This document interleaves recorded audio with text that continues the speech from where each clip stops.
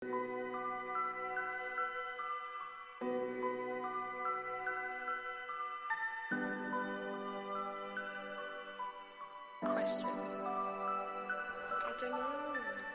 this lonely ass world, it's getting colder. I'm not going nowhere if I cannot take my boat there. My mind was bred a little different, yeah, from my own past. If I see heat, why the fuck would I wanna go there? Mama, I make you smile.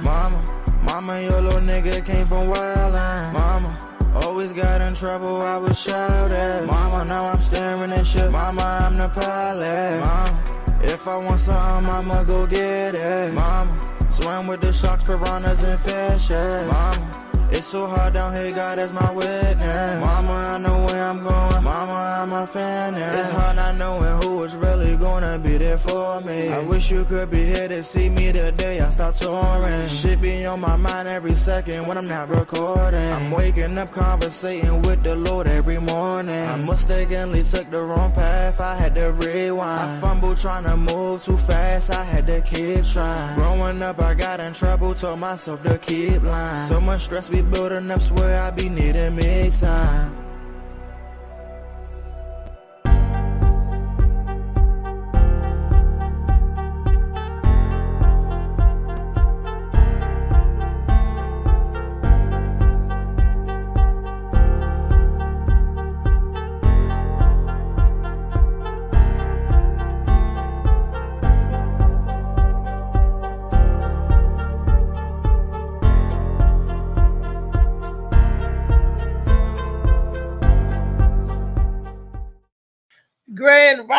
Grand Rising, everybody.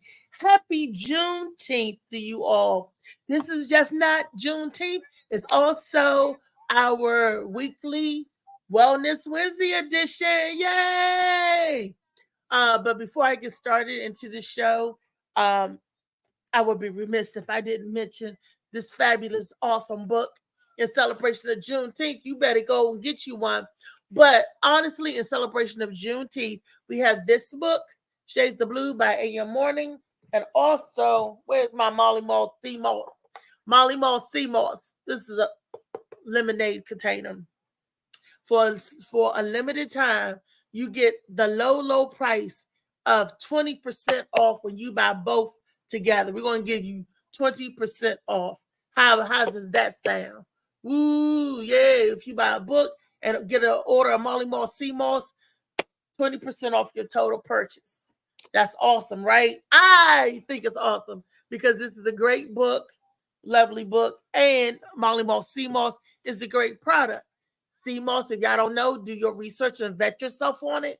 Like I said, it has 102 vitamins and minerals, which of 92 your body needs. So get you some act right in your life. Get you some energy to help boost your immune system, help breathe better, especially when it's all hot out there and all that good stuff. People with allergies and all of that good stuff. And it gives you energy and endurance. And for those of you who's trying to lose weight or to cut back on your eating, it also fills you up and make you less hungry or feel less hungry. If you want one of those person that eats every 2 hours, it might push you back to 4 or 6 hours. Don't know how your body works, but I know when you take it, it helps fills you up. Good fiber, good vitamins, good nutrients. That's good for your body overall. And Shades of Blue, that's good for your mind. Stimulate your brain power, get it popping and moving. Molly Mall Sea Moss, Shades of Blue by A.M. Morning. Together. All righty, it's Juneteenth. Yay. Jump down, turn around, pick a belly cotton. I don't even really know what Juneteenth really means, but I know that it's another day that we got off. Add that to the checklist. It's a federal holiday now. Okay. So let me get into my panel and introduce who we have here today. Then we can get into conversation. And it's my girl, Destiny Andrews.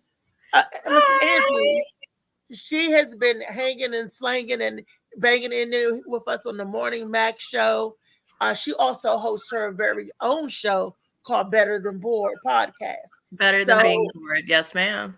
Better than being bored. That's right. So Destiny, what's up? How you doing? I have not gotten invited to any barbecues within an hour away from me. I need to make more friends because barbecue, you can't say no to that. So, well, I haven't got any invites to any barbecue up here as well. But if I was in North Carolina, where my a lot of my family reside, I probably would have a couple of stops to make because they have a good time anytime. It don't have to be a special day or holiday. But when we do have a day off, we take advantage of that time to be with family. And I missed that part right there. Good morning, DJ Slicky Woo Boo. That's my brother Slick. Oh, your brother added me on Facebook. Oh, what was you saying, Destiny? Oh, I said I accepted his friend request on Facebook. Oh yeah, he'll be jamming every hour on the hour, sending you music because he DJs every hour on the hour. So if you want to listen to some music, some old time, new time, mixed up renditions, and some like, what is that?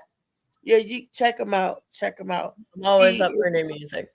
He is a joy to have, but he is a pain in my ass. But I still love him anyway. But that's what we do. We love the pains in our ass anyway. When people get on our nerve, they get on our nerve, but we still love them. Don't stop the love, baby. Never stop the love. You know, I'm watching the news today, right? I said, I'll watch a little bit of news to keep me informed. Too much news make you a dummy, okay?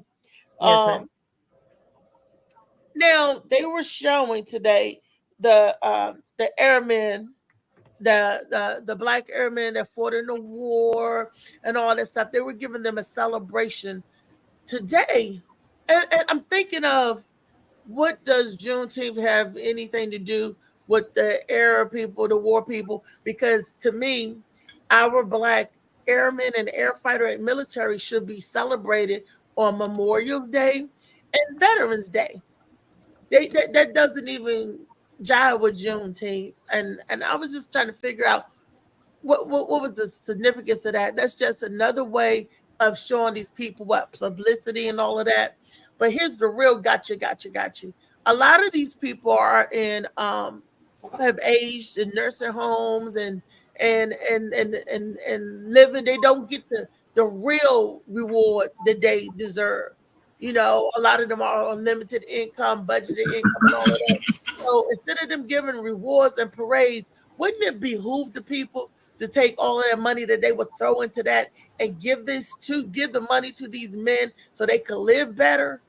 I mean, help me out. Wars and parades and stuff is nice, but I'm pretty sure that people would appreciate monetary gifts and donations better, because you could live better. You can have a better quality of life than the people that's gone to these nursing home facilities and living like a pauper. Help me live better. Help me with some food each month. I would appreciate that better than I would appreciate a one-day parade that people forgot about anyway. That's just me and my mind and my conspiracy thinking. The money that they show off, and then will you back to your nursing home, or will you back to Skid Row, or will you back to your room, whatever. They show you off for one day. But what about the rest of your life? Well, it seems the only reason the military is involved with Juneteenth is because Union soldiers delivered the Emancipation Proclamation directly to enslaved persons in Texas. So it's just them saying you're welcome. But I see where you're talking about wanting the relief and some more help from the situation. Funny Man Green, what do you think? Welcome to the podcast, sir. Oh, thank you. Can you see me? Whatever. First time using this computer, John. Are you in your new house? No. I'm taking a little break. Okay. I thought I recognized that wall. Yanni. What's going on, everybody? Mr. Edible Barnes himself, Greg Rising, Rich Rising, and all of that rising. Yes. You heard how I kicked off the show with the conversation that they're doing this big old salute to the airmen and all of that. I'm not against the celebration, but I am against them taking all of that money, celebrating them that one day, and they don't even get it. They're not even getting the money. I'm for helping these men, salute these 25 men by helping them live better. They're willing them out of the nursing home or willing them out of whatever. Do stuff so they can have a better quality of life while they're still here. Help them relieve, because a lot of these people, these VA, these soldiers, I know people, they're on limited income. They fought in Vietnam, whatever. And the government is not giving them parades or salute like people think they are. They're struggling to eat just like the rest of us. They're struggling with a lot of things, just Even like the rest of us. So instead of giving healthcare. parades, what you say, David? I said even with healthcare. Exactly. Help them. Help. Instead of a damn parade, you give me a parade to say, yay, emancipation party. This is Juneteenth. Juneteenth, my ass. Help me get these copays down. Help me get this medicine down. Help me be able to live. Help me. Let me eat something other than hot dogs and ramen noodles and bologna. Help me if you really want to do something. And some of them vets are so messed up. You know, like you said, if you throw like a parade or do fireworks, they're gonna think they're still in war. You're right about that. You're right. They need a back rub, some turkey necks with collard greens. They need an extra check. They need one of the Safe Sprinter vans to come pick them up, take them where they need to go. You're right. They need some love and care. Nobody wants to go no parade. People breath stinking, looking crazy. Yep. Crazy fireworks. You're right. People push it down, try to look. Nobody want to do that. It's hot out there. We need Gatorade water and a preacher and a fan. Who want to be out there? Nobody want to be out there. I appreciate the sentiment, but like I said, Juneteenth, if you want to acknowledge our military, acknowledge them when you acknowledge everybody else on Memorial Day. Acknowledge them then on Veterans Day, because they're veterans. Acknowledge them then. So you're going to acknowledge them on Juneteenth with a hanky-danky parade. Acknowledge them all year round. Look, give the gift that keeps giving. Give them a bump in their disability and their retirement check. Give the gift that keeps giving. But it's like we got it wrong. We got it so backwards over here. And I'm not a conspiracist. I love the country that I'm living in. I wouldn't rather be born no place else. But I'm just asking that we do better as the people, no matter what color the people are, collectively. And it seemed like that they always throw some salt again. Here's some more bullshit for you to jump on and celebrate. But here's the problem over here.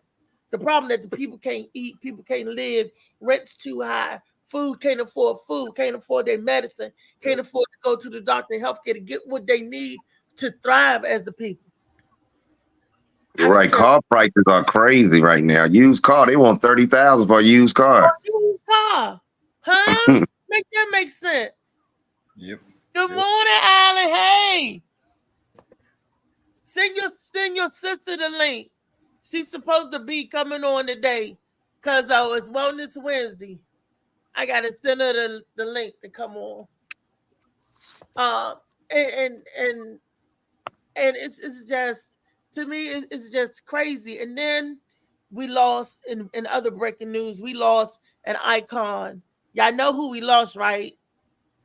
On the count of two, say it together. 1, 2. Y'all don't know who passed? Delonte.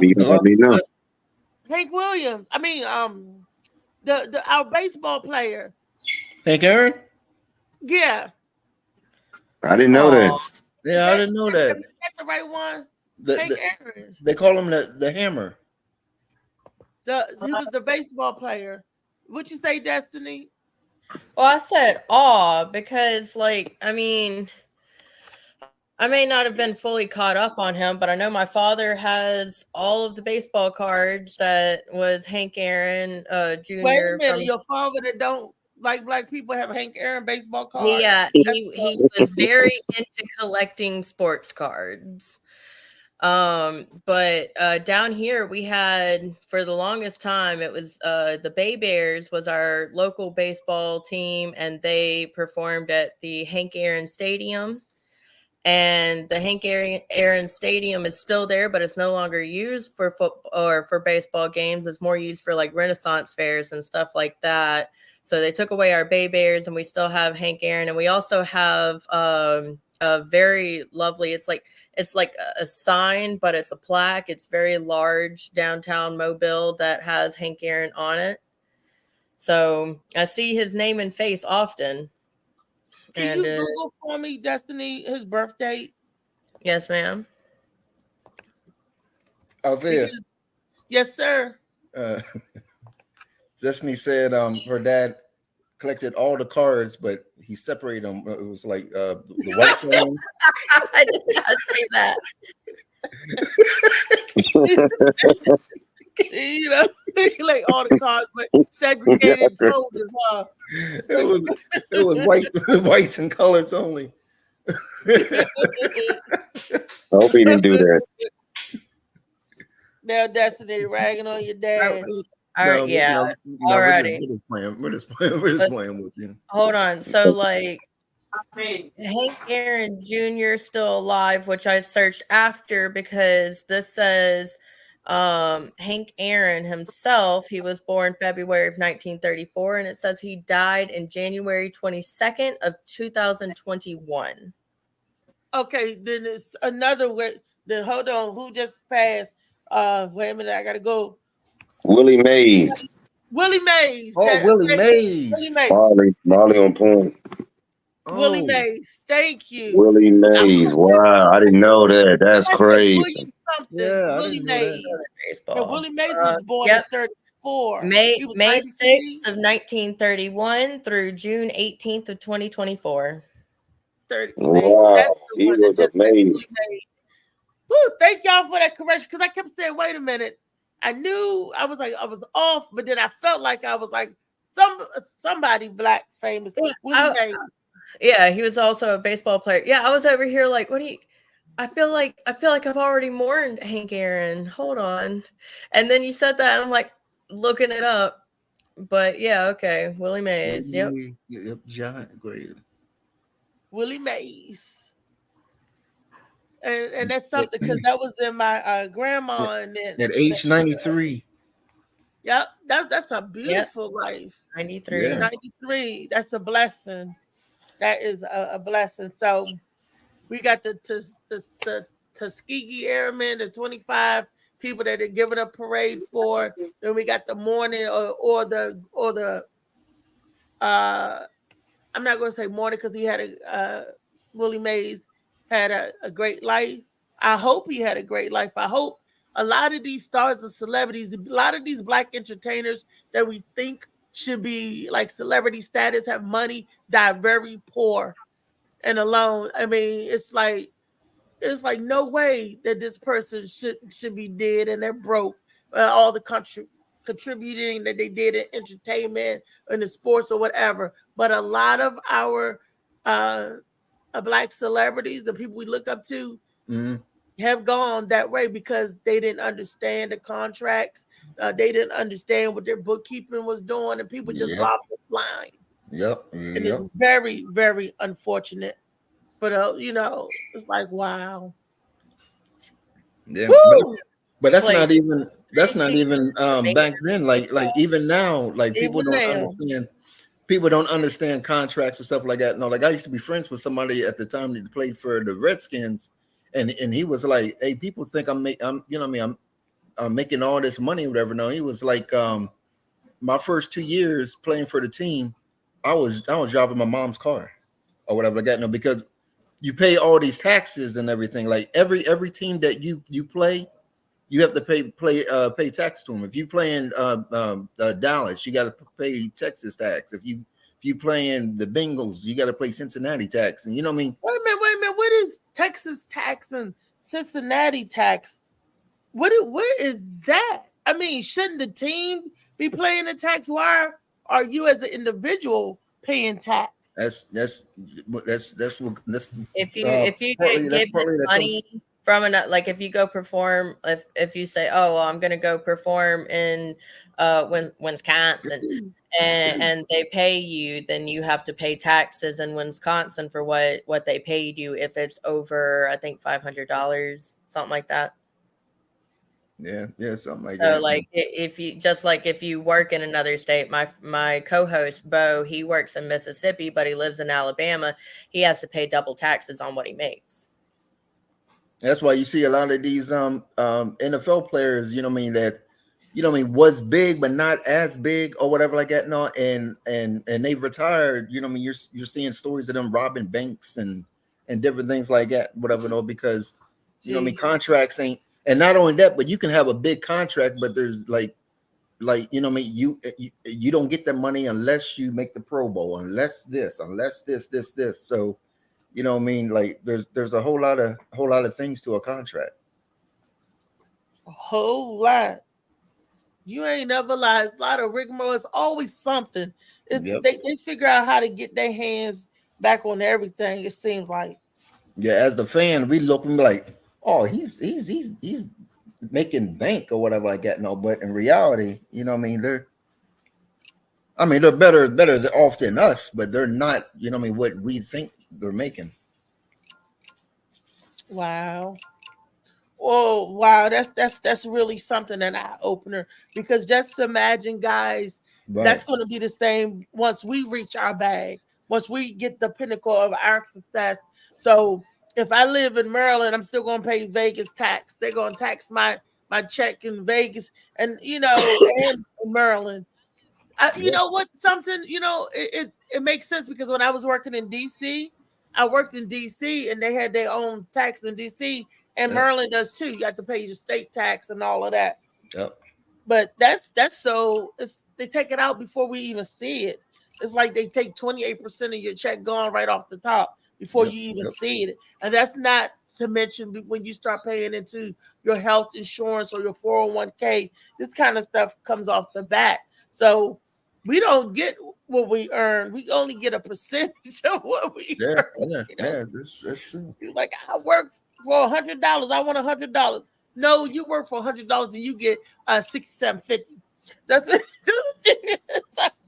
That's honestly one of the most annoying historical things ever. Is the whole reason why America was like, we're gonna move over here and screw Britain.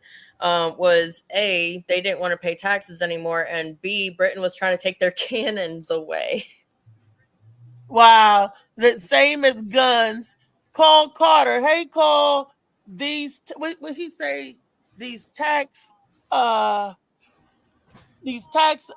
burdens are a combination of, one, taxes paid to the state where this team is located, 2, taxes paid to the jurisdictions where he plays away. Wait a minute, let me try to scroll up so I can see the rest of play away games, and 3, credit, sometimes partial.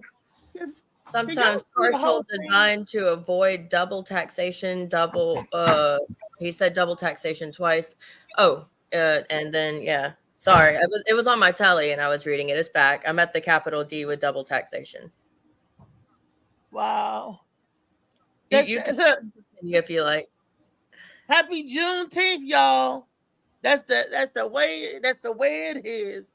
So do it sound like you free? It sounds like you paying to work. Back in the day, they would loan their slaves out. Like, if you was a free slave, they said, "Can I work over here on this plantation?" And they would pay us. That's what it sounds like to me, because when they took their slaves, they got money, but the master also got money too. Mr. John gonna pay me 50 cents a week. And then your master say, all right, now 20% of that mine's for loaning you out. So you never get all your profit, no matter what you do. No. They'll find a way. But how is it that rich people can evade taxation without representation. Rich people get all kinds of tax cuts and breaks, and you would think you got money, but I'm getting a coupon. You could say, okay, Althea, she gets she going into the store with $1,000, right? Destiny going to the store with $20, right? They give Althea all kinds of sales and stuff, but say Destiny, you don't get no sale. Look, Althea can afford to pay whole price. Destiny can't. But that's the way. It's so backwards. It's so it's terrible.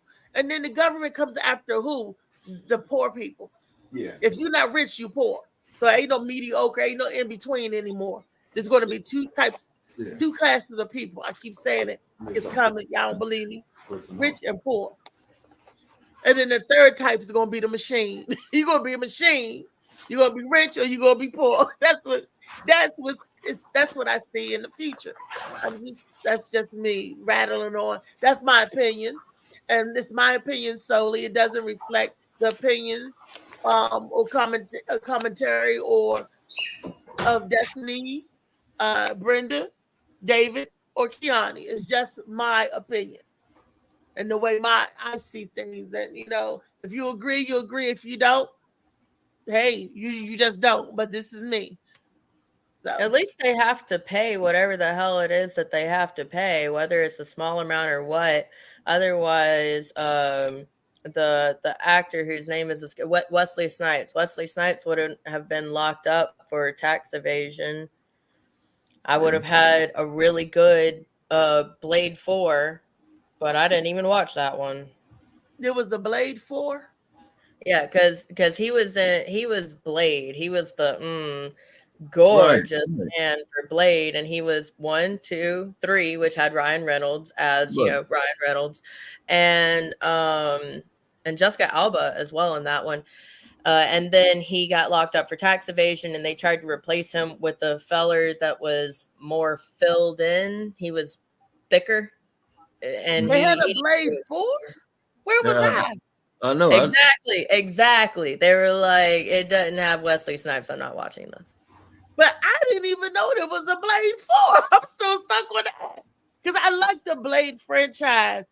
Did you know there was a Blade 4, Funny Man? No, I didn't know there was a Blade 4. I was interested in what she was saying. No, but Destiny, are you sure? Did you Google that?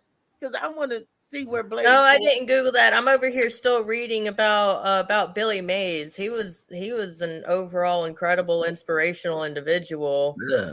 Willie Mays. He did have a good life. Probably say, who is Billy? Willie Mays. Well, William. Billy Mays. Bill is a short form of William. People that's named William, they call Bill because I know this because my uncle's named William, and they call him Billy in school. And everything, that's the same as my grandfather. Yeah. Billy Mays was the Billy Mays here, but wait, there's more. That was Billy Mays. This is Willie Mays I was reading about. Yeah. Willie Mays. Acting like you two grew up together and John. You was calling him Bill and.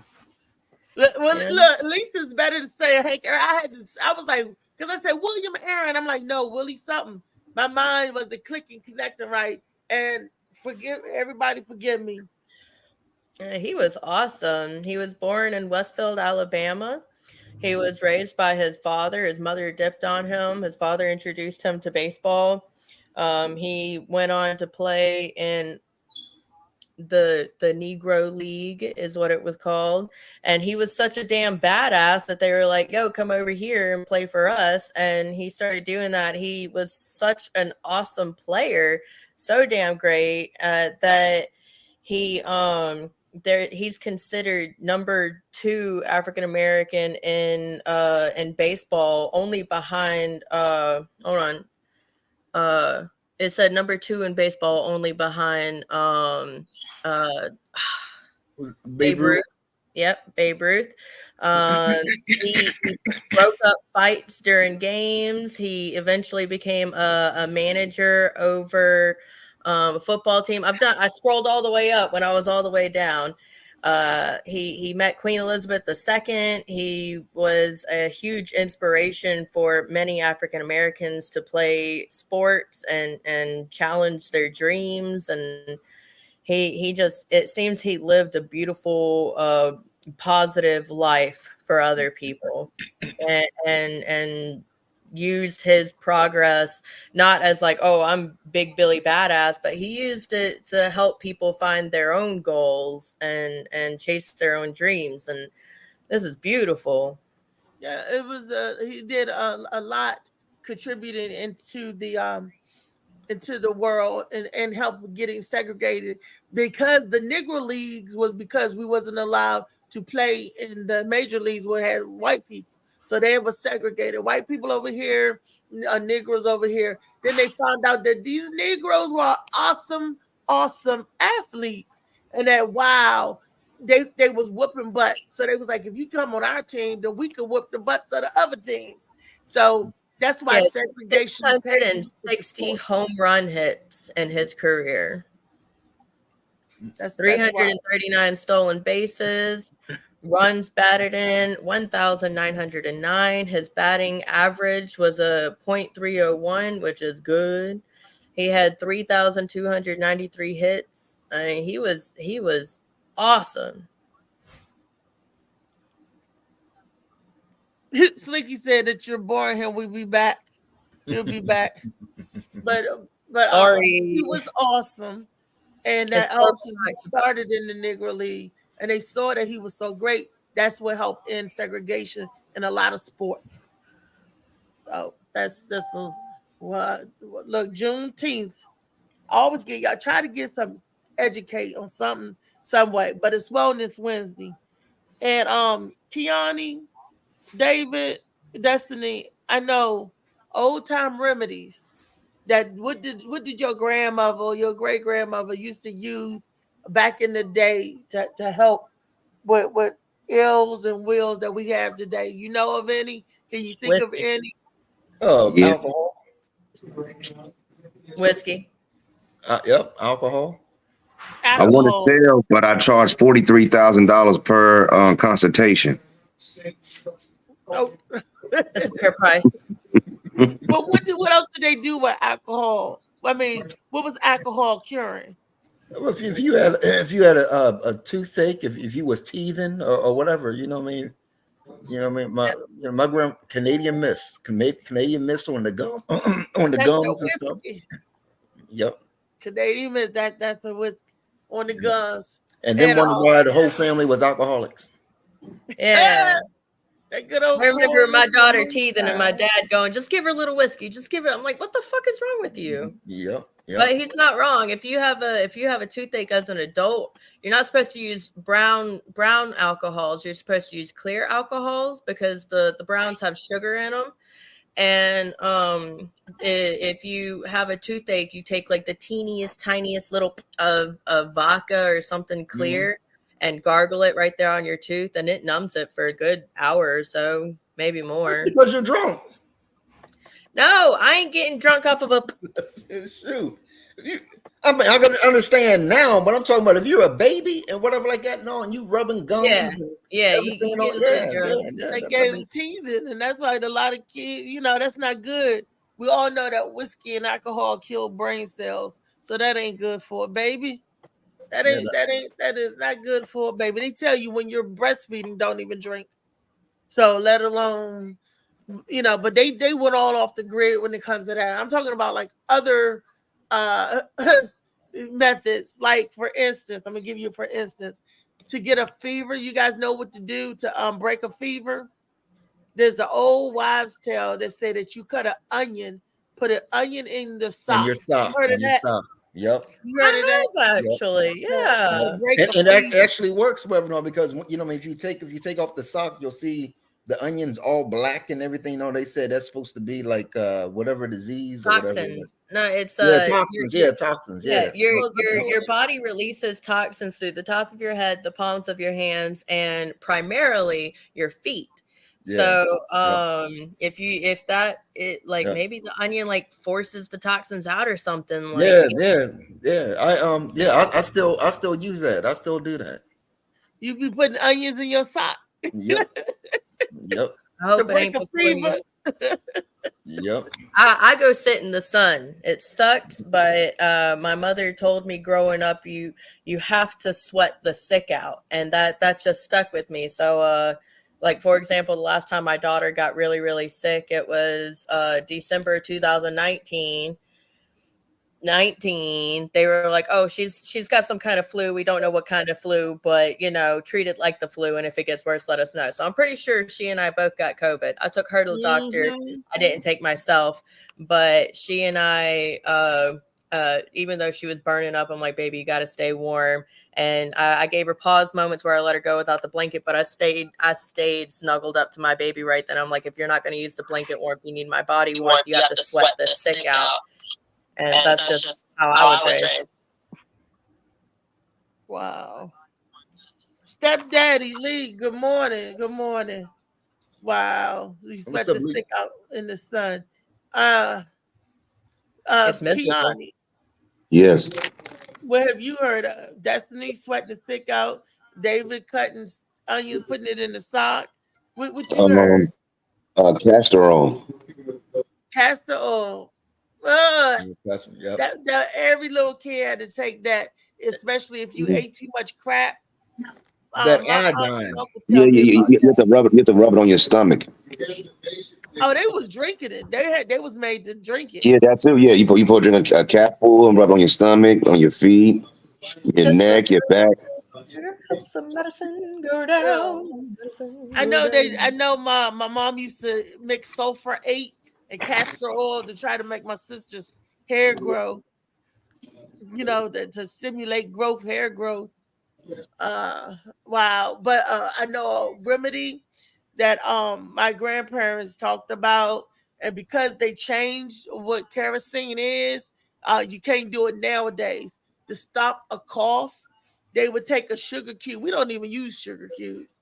They would take a sugar cube and put kerosene on it.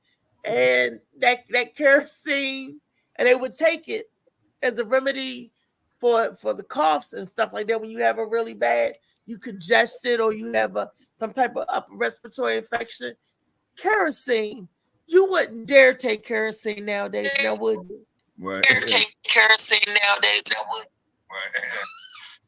That's coming from Lee. Oh, darling. That's coming from Lee. Oh, darling. What happened? We got an echo coming from you.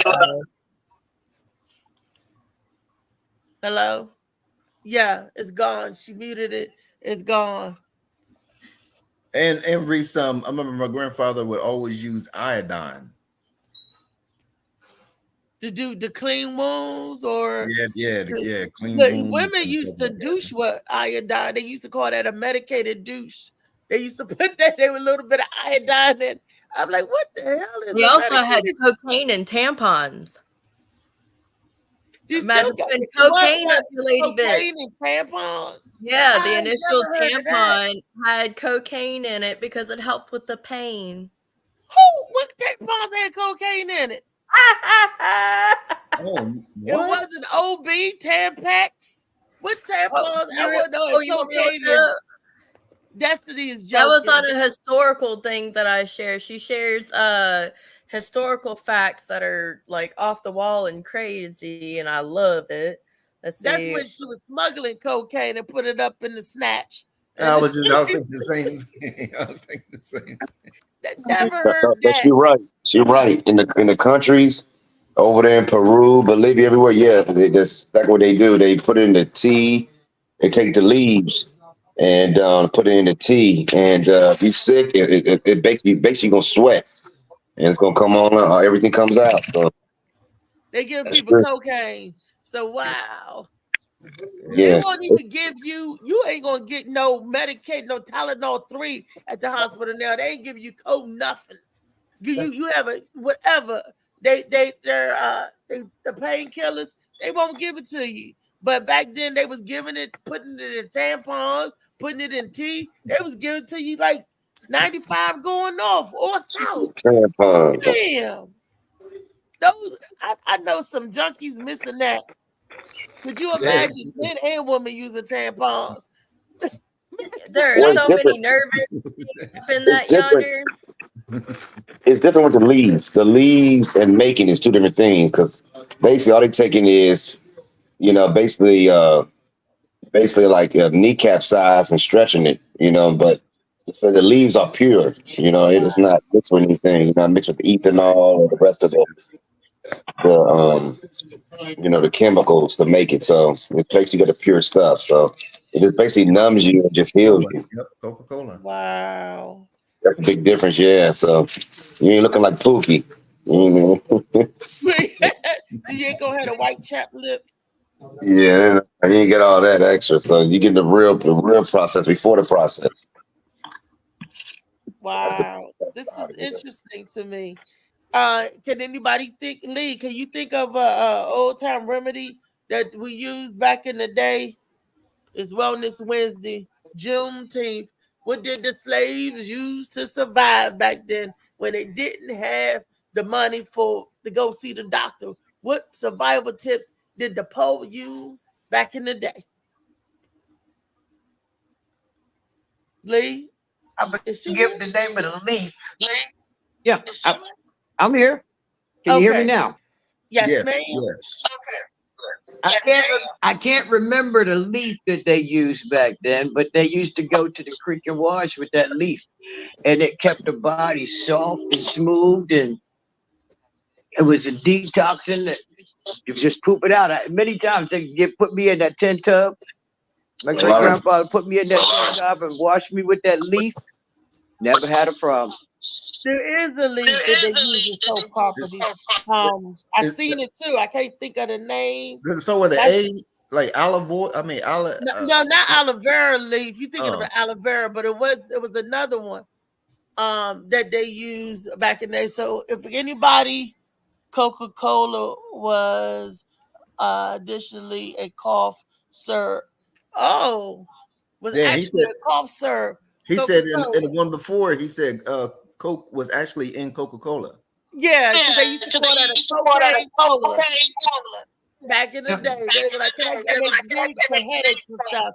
You go to your pharmacist, and that's where it was like a soda shop. You could get a cocaine cola back in the day for your headache. Picture that. Reese, I know another old time remedy. What's that?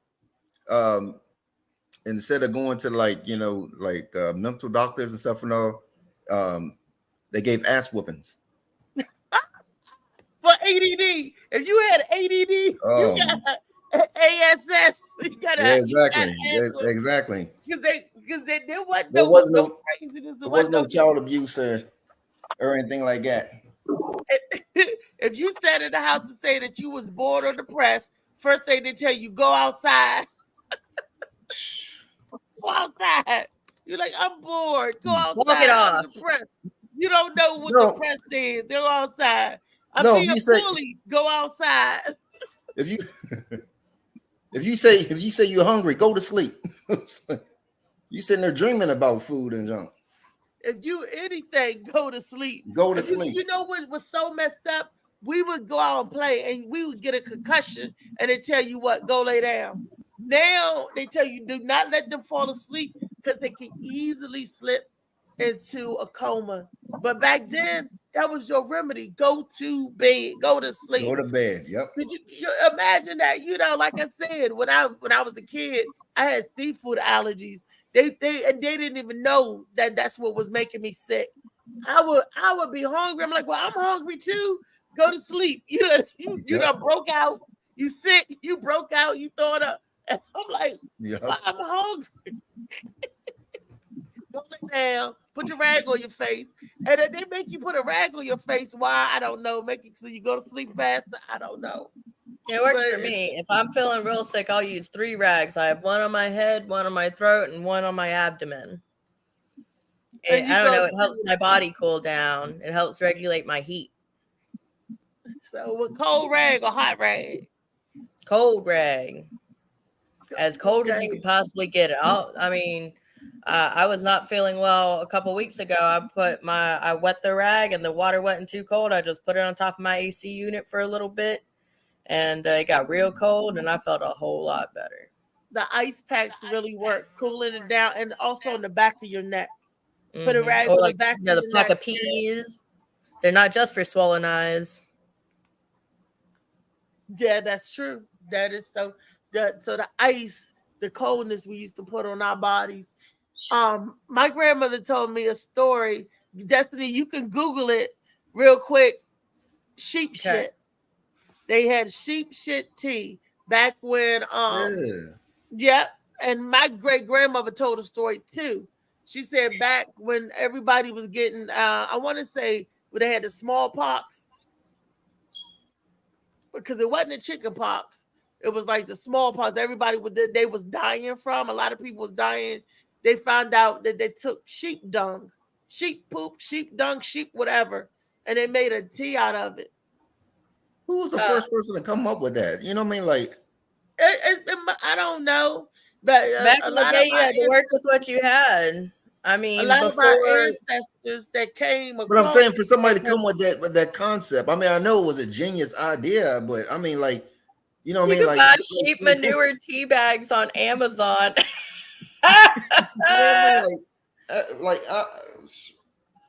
So I don't know. A lot of the ancestors did what they had to do to survive. What was they doing back then to cure stuff? You know, but that before they came here, whatever. The celebration of Juneteenth. That's how they got through a lot of stuff.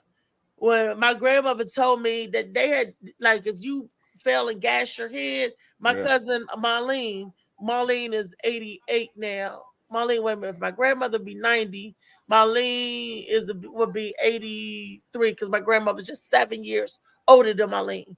Okay, so Marlene's 83.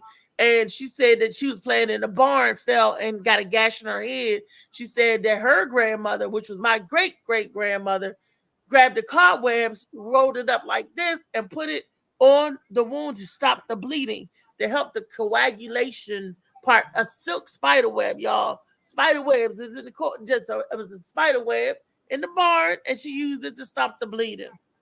And I was just like, wow. Yeah, spider webs, and then the phrase "rub some dirt on it." If you've got a scratch or something, if it's like a scratch, you can put some dirt on it, and it clogs it and makes it coagulate. Spider webs are overall not very germy things, actually. So if you've got something like a good wound, then taking a bunch of spider webs and clumping them and just sticking them on there is actually a great idea. I don't know about now with the bugs and the bugs eating everything nowadays, but that's what they did back in the day. The stuff they did back in the day, I wouldn't dare do now. Shoot, you talking about spider webs? It reminds me of that Charlotte's Web or whatever like that. No, and Wilbur Burr be glad that Charlotte wasn't like a practical joker or whatever. Because imagine if she would have wrote crispy or bacon or tasty. Fuck that pig. Or tasty pig. You know, she was like awesome pig. Oh, Zuckerberg is awesome. She was tasty pig. Oh, Zuckerberg pig is tasty. Oh, you know, or pork chop. She could have run that. You're right. Good thing she wasn't. Brenda Brown, I see you with us. Do you know any? Have you heard of any old time remedies that they used back then? Did you find the sheep poop for me? Did you see anything about that? I did. It's supposed to just rush you full of nutrients. It's real gross, but it gives your body a rush of nutrients and likely helps cleanse your body. Weirdly, chicken feet. Chicken feet keep evil spirits away. Salt will keep you from going into your house without permission. Chicken feet did what? Salt. If you put a line of salt, then it's supposed to keep any kind of magical individual from getting into your keep evil out. Keep evil out. Anybody that you don't want in your presence, it'll keep out. I heard of salt and also pee. Like if a woman pee along the door sill, put pee, nobody can come in your house to harm you. You hear crazy stuff. Yeah, no, I just see I see my door sill and I see me doing like this squat and walking as you said pee and salt. Pee somewhere else and then pour it across like a seal.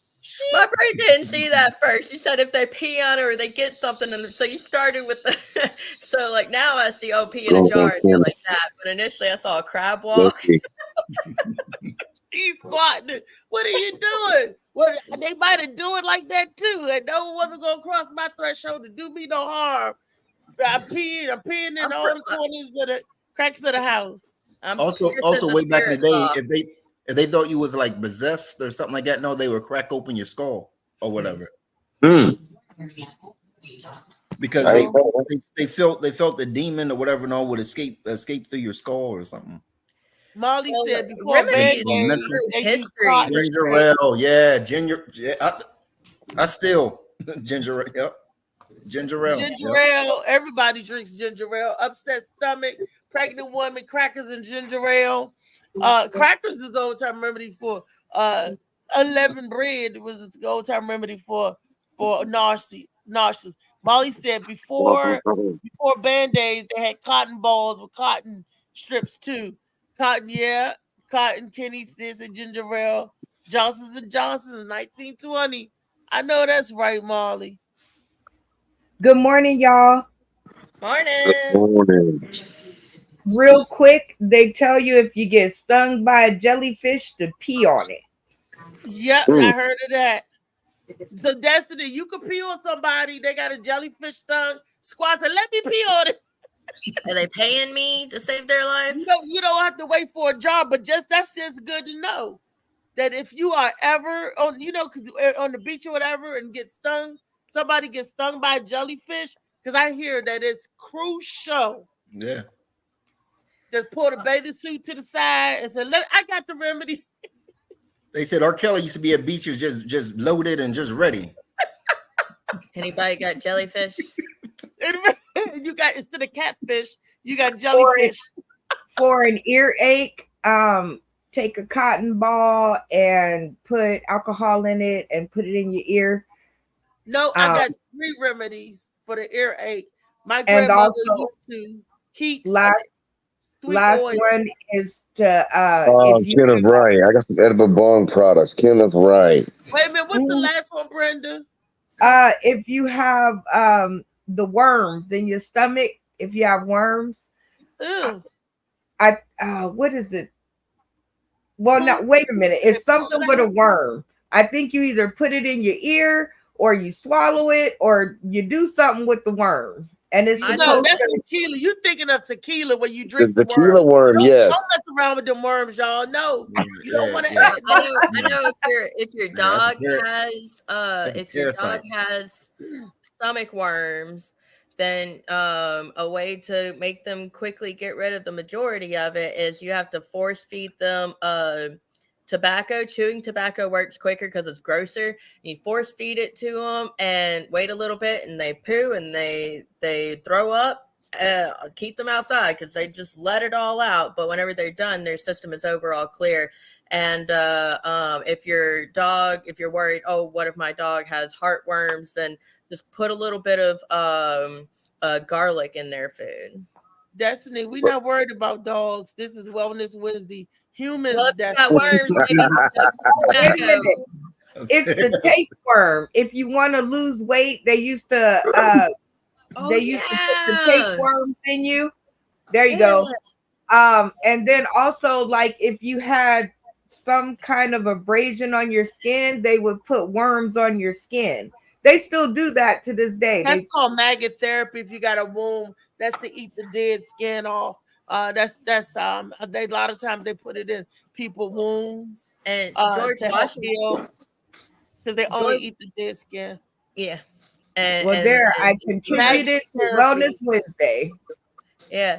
George Washington, the first president, right? He I don't know what they really have him down as dying from. Like, I think it was just like, oh, his sickness killed him. But actually what killed him is back then, bloodletting was a thing. They thought you could bleed the sickness out. So they were literally in there cutting his wrist and putting leeches all over his body and saying, you're going to get better.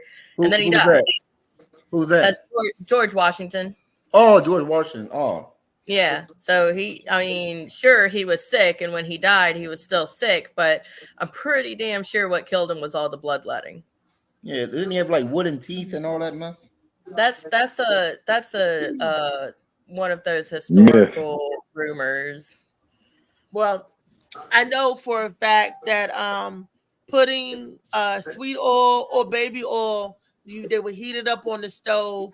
I had to get it because I had it what they had.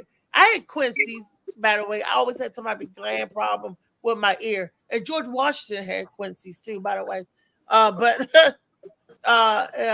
inflammation of the glands right back there behind the ear causes the earache. They would take baby oil, heat it on the stove, pour it in your ear, and then stick a cotton ball in there. I have heard about the cotton ball with alcohol on it, but I know they put the cotton ball in there to try to keep the oil, the hot, and that shit don't work. It don't work. Don't do that. No, Yeah, you can't do everything. It don't like work. said, That's how they would treat me as a kid. Take your child to the damn doctor, people. Oh, one thing for menstrual cramps, my mom says to drink warm ginger ale. She says if you drink it like just on a regular when you have your menstrual cycle, it won't hurt. That don't work either. Neither does exercising. That don't work. I never thought it did either. I mean, really, because I tried it one time. Psychosomatic in your mind. Oh, it took away. And then she told me, but here's when I knew she was like just feeding me a can of malarkey. She told me that when I was 12, 13 and got my cycle. And then she told me the same damn remedy when I got to 48 and started having hot flashes. She told me to drink the same hot, ginger ale. And I was like, it just worked for everything. Like, but back in the day, ginger ale, black people did think ginger ale was for everything. You throwing up, you this, you that. I don't feel good. Just some ginger ale, whether it's hot, cold, warm. It's just. Ginger period is supposed to. But ginger is good for you. Yeah, ginger is good for the aids in the digestive system. But ginger root and cooking with it. But ginger ale the soda has very little ginger in it, if any. When you look at the ingredients, so that could be it. You'd be better off just chewing on some ginger. Ginger is spicy too. So anybody ever just ate ginger? I have. I grated up fresh ginger, put it in the freezer because it's good in teas and stuff like that with respiratory issues and the AIDS and that. So don't keep the ginger in the refrigerator. That's not good. Bacteria grow, but you can freeze it.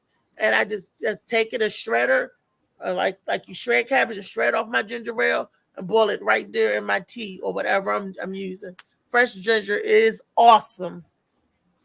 Let me tell you. You're right. I don't see anywhere where it says ginger.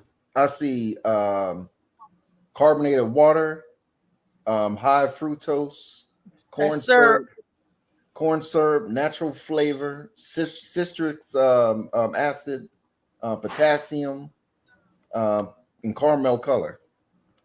That's where you get that fake color from. Where your ginger? The whole time I've been thinking this was ginger. There's no ginger. Not in those. Not getting your fruits and veggies from that. I've been bamboozled. Yep. We hoodwink, run amok, led astray. Mm-hmm. You've been gypped by the soda people. Look, Molly said, "Gotcha." If they got riboflavin in there, riboflavin. What that? Maybe I need Canada Dry because I got this Martin's brand. This Canada Dry is the same. Let me add a little secret to y'all. A lot of these sodas and ginger ales that we think that come from different places or different brand brands come from the same plant. They just put different labels on it. Boo, boo, boo. Ain't that something? Here's that label, that label. All come from the same. And we're everybody fighting over different brands. I only drink this brand. I only drink that brand. Well, we're all drinking the same brand, which is funny at the end of the day because that's another marketing strategy. How they get you, gotcha. Yeah, they got me. Yeah, they got all of us. They got a lot of us. They got, not unless you boiling your ginger, And ginger beer for the Jamaicans. Oh, they make that stuff is strong and it's spicy because they're using real ginger. That's real ginger is spicy. Yeah. So when when you got some real ginger, you got that yeah. So there are some that do have it. You just gotta look and read the labels to see what's what. Okay, another home remedy. What's another? Oh, you did talk about the aloe vera plant. Aloe vera is very good for burns and a lot of things. Like my grandmother used to grow. Destiny, what you got aloe vera plant? Yes. Well, I did, and then my man put it outside, and they can't be overwatered, so it died. I was like, "Why is this out here?" He's like, "Oh, it'll be good for the sun." And then it stormed that day, and I was like, "Oh shit!" And yeah, my plant died. But not last 4th of July, the one before, I was with my grandfather, and my dumb ass had never fired off the firecrackers before. So I'm just holding them and I go to light them and they lit so fast. They lit up my whole hand. Like it was, I don't remember what direction it was. It was like here, I do believe. And my grandfather went and cut up his aloe plant immediately, put them all over my hand and wrapped it and said, sleep in it. And I slept in that very uncomfortable thing. And I've got like this teeny tiny minuscule scar that y'all can't even see. And I did the same thing with my daughter when we were using a can to make a fire, to make a tiny thing while we were camping. And the can fell over. And my daughter's immediate response was to grab the can. And it was so fast that I couldn't tell her, no, don't do that. And she did it. And she burnt all of her fingertips. And I happened to have some aloe with me because I don't know, something before I left was like, I need to bring some aloe. It was before my aloe plant died. I had a little Tupperware container with some aloe in it and I put little pieces on it. We wrapped Band-Aids to keep them on her fingers and she wasn't allowed to do a whole lot with that hand, but she slept in it. The next morning she was fine. She doesn't have any scars from that either. So aloe is essential for pains. I will tell you that. And cuts and scrapes and antibacterial forms as like a berry if you got a cut or something like that. Cole said butter is good for burns too. How many of y'all think butter is good for burns? No. I heard that. I heard it. It's a myth. It's not. I heard it makes it worse because it locks the heat in, and so then it goes. That's right. Yeah. No, don't put any oil. Don't put any of that. You know what you use? Put mustard on it, but when I tried that, it just hurt more. It don't work. Aloe is my way. I'm telling you what to do for burns. Y'all get a burn because I'm a chicken girl, and I be in there frying chicken and grabbing pans and not knowing stuff is hot. I burnt myself up, and you know what you do? You take salt water.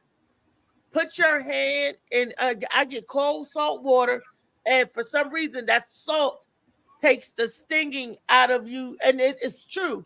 I tried it and it works. Take the stinging out of that burn, that hurting, that pain. Salt water, butters and oils do not. No butter oil, no coconut oil, none of those helps for a burn. But submerging your, if you get hurt or whatever, in salt water. Another remedy I heard of, and I actually use this one, is if you get a really deep cut, one that may need stitches, if you let your dog lick it, it'll heal up. No, Brenda.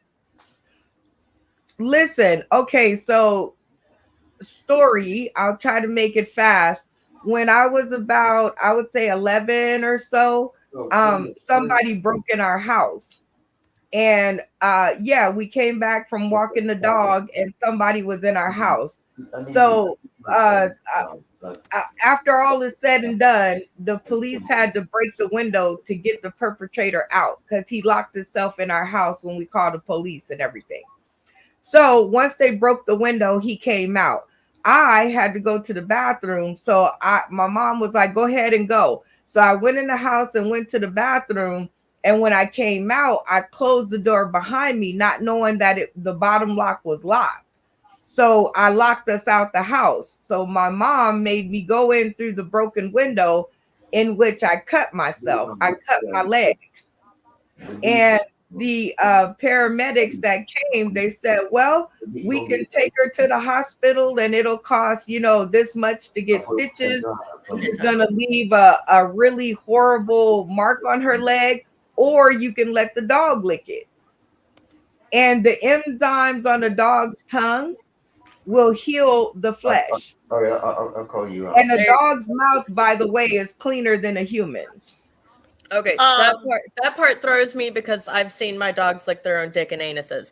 But there is a story of he was one of those, like, you see him, the sled dog kind of people, and he had a bunch of sled dogs that loved him to death, and he ended up accidentally turning or something in a way that flipped his sled and fucked him up real bad.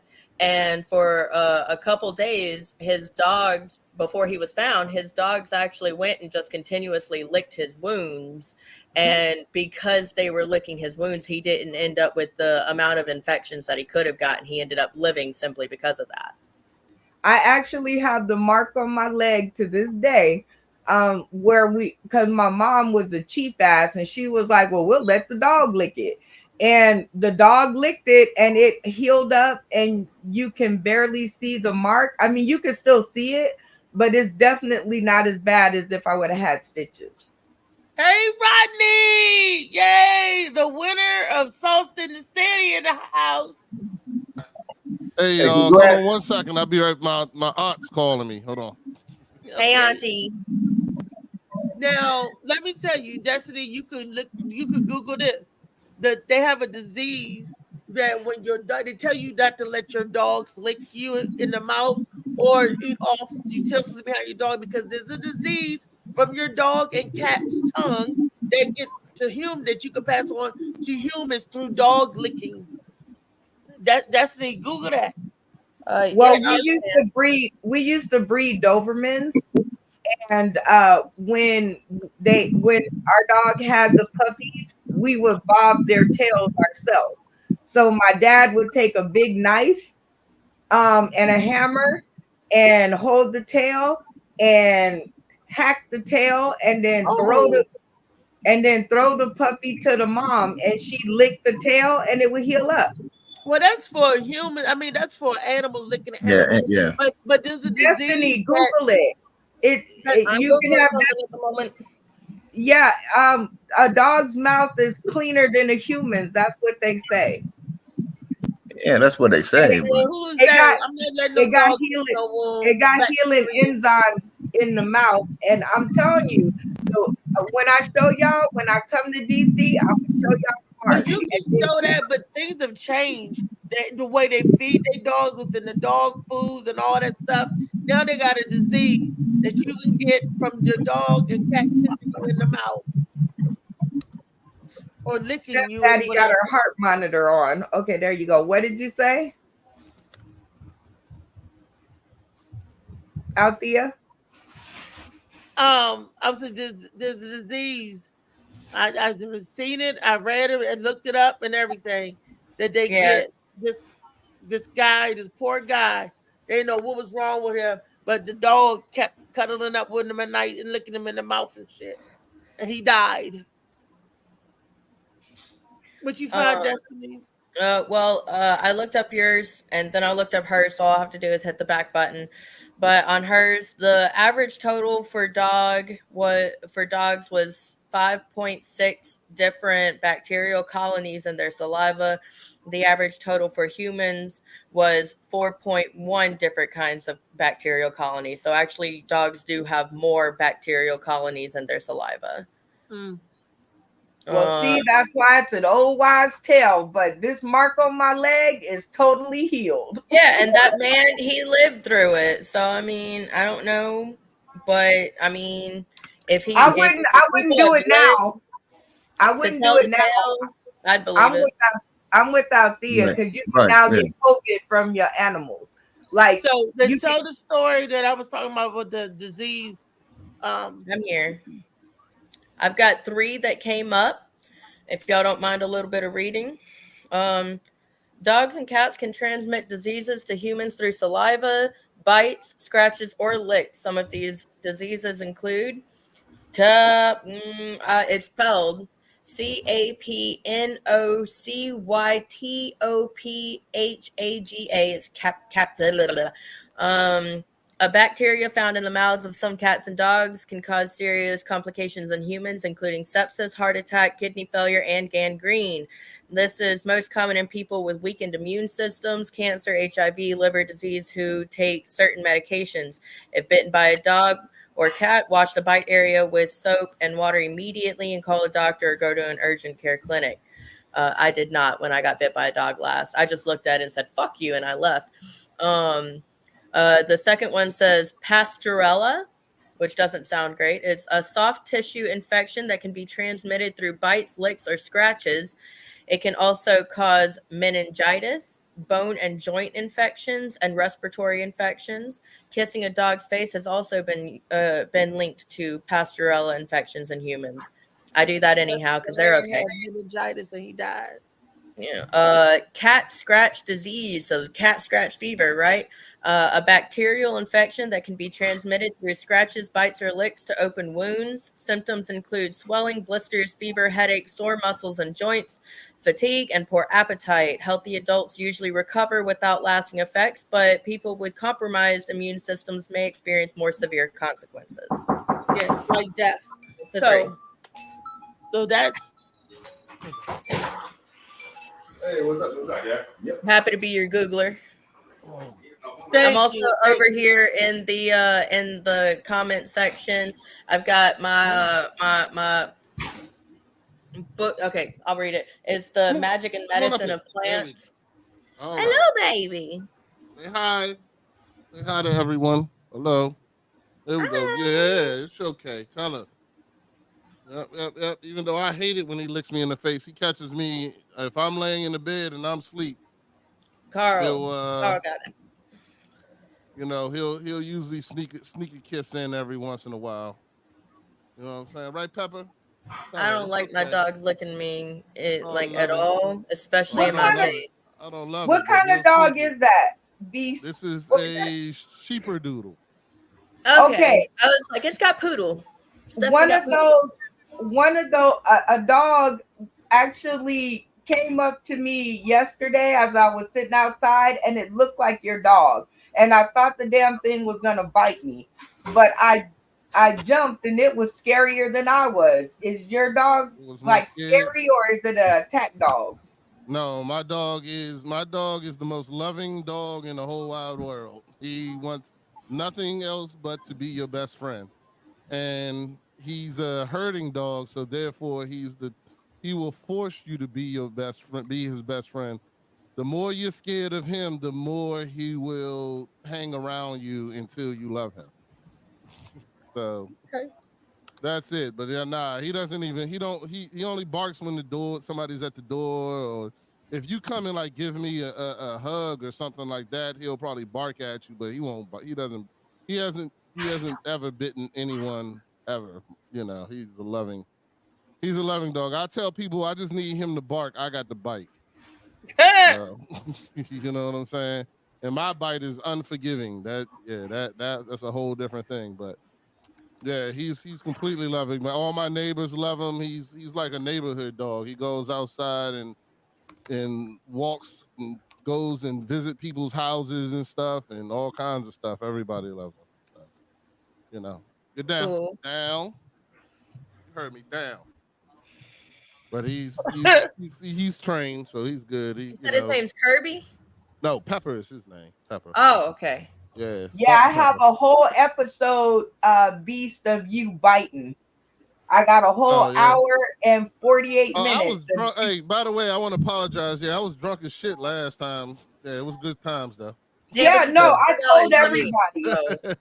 I told everybody. I was like, Beast was 8 sheets to the wind. Yeah, so you can't count that in his personality. Whatever that was. I'm sorry. I apologize. I had to apologize to everybody the next morning because whenever I wake up and I don't remember shit, I was like, yeah, damn. I was like, all right, well, I'm sorry. Whoever that was I kept saying it on the I kept saying it on the show, like Beast is enjoying his Father's Day. Yeah, that was basically it. Yeah, too much. I was like, somebody's enjoying his Father's Day way too much.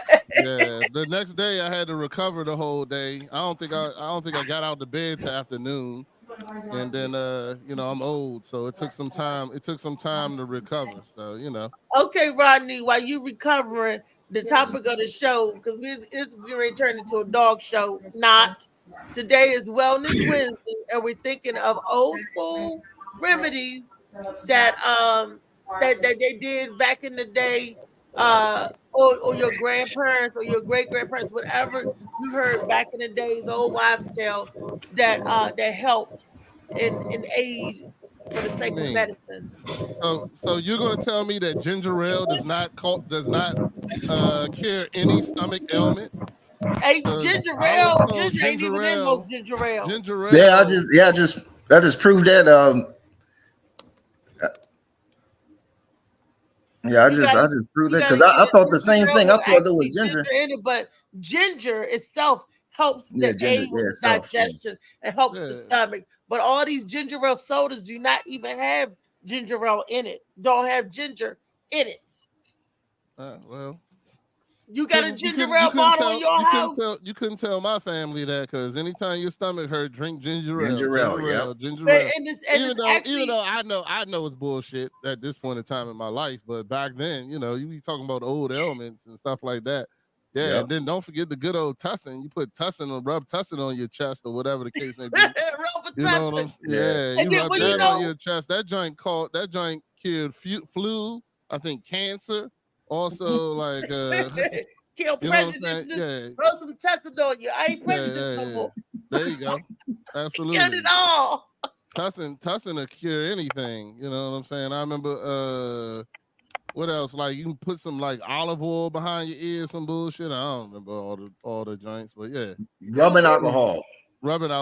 There was a lot of crazy stuff that they did. Like I said, my aunt and uncle could tell you, because when they was little and they had coughs, I don't know if it's a whooping cough or whatever, they took a sugar cube and poured kerosene on it and gave them that to ingest.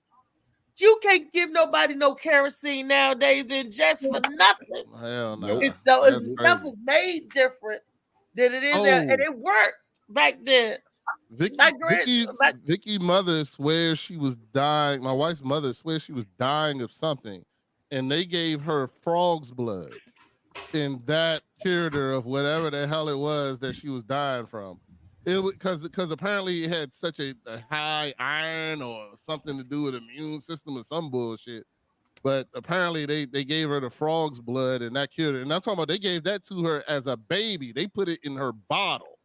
Like it wasn't like something she was like 17 or some shit like that. I'm talking about a baby.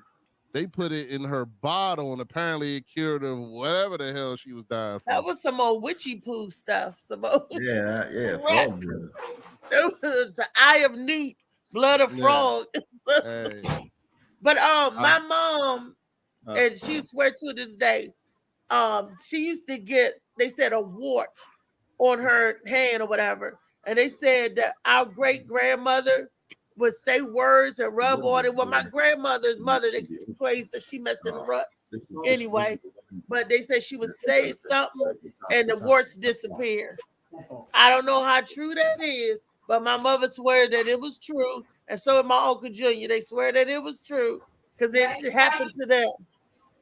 I'm just like saying words. I said, what was she rubbing on y'all? They don't know what she was rubbing on them, and they were saying some words or whatever.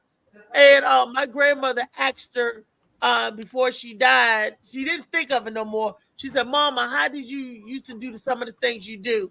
And her mother told her, if I tell you, I won't be able to do them no more, but I would tell you later. But they never stopped to think to ask again.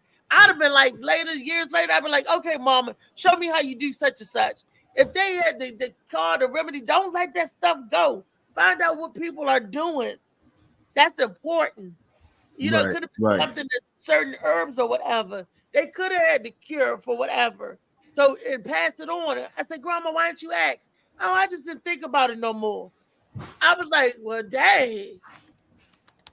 You know, I'm just like, wow. So I'm the type I ask questions because I want to know what do you do for this and what do you do for that. That's just me. But it is a lot of old wives' tales. On this Juneteenth Wellness Wednesday, an old wives' tale. Well, for Juneteenth, real quick, I want to give a shout out to Percy Julian. He was born in Montgomery, Alabama. He got rejected from a bunch of colleges due to the color of his skin, and that was it. But he kept pushing. He got accepted by a college. Of course, he went through his bullying, but he was like, "Fuck that! I'm gonna push, and I'm gonna be who I deserve to be, who I believe I am." And I mean, there's a long list of the different scientific breakthroughs he gave us, but one of the most important is that one day he had a bunch of, I believe it was peas, that were sitting in this culture item, and they developed a mold, and he went and checked out that mold and did some tests on it just to kind of see, what did I make? And actually he's the basis for the steroids that we use these days that help us get better when we're sick. Before he was like, oh yeah, peas for steroids. Before that, they use horse pee. So you can thank him for us not having to consume pee every time we're sick. Okay, mold on the peas. But I'm not for sure. I thought I seen something, because I think they say they do it over like in England or something like that. No, where they some will consume urine like twice a day or something like that. No, for they said it's supposed to be healthy or something. That sure sounds like a European thing to do. I'm good. That just sound like something Funny Man into. That's all that sound like. That's all it sound like to me. I know exactly what Funny Man. This is he teeing up that butthole conversation again. Damn, Dave. I don't make no goddamn sense. No, Destiny, look it up. Destiny, look it up. I seen it on somewhere. Destiny, don't look that shit maybe, up. Destiny, look up butt liquor. What does that cure? No, look up the. That introduces E. coli to your system. You're more likely to have stomach aches, pink eye, and UTIs. Funny Man just setting up Freaky Friday this week. That's all I'm trying to do. No, it's Wednesday wellness, the good stuff, young man. No, that's what I'm saying. I'm saying look it up. I know I've seen it somewhere, or maybe it was on Water Sports on. It's in your diary. Pornhub. Pornhub. I know I've seen it somewhere. I seen something. Why you going to Pornhub for health facts? It was written in. But look it up. What's it called? Kabukis, Bubaka. Go to rkelly.com to look it up. Bukaki. You're talking about Bukaki. Bukaki. No, Destiny. I'm seriously. Look it up. It's just something about consuming urine is supposed to help something. I don't know. Something. What did the Bukaki do? What does it do? How about you Google image it real quick and let us know how it came up. Don't share what you find, but that's what I had to do to find out. I was working with a friend of mine, and I looked at him. I said, what's that ritualistic suicide thing that Asian individuals in history did? And I just look at him, and he's like, well, I don't know. I was like, was it Bukkake? And he busted out laughing and told me to Google it. And first off, the answer is seppuku. Secondly, Bukkake is not the right answer. It feels like it's a joke.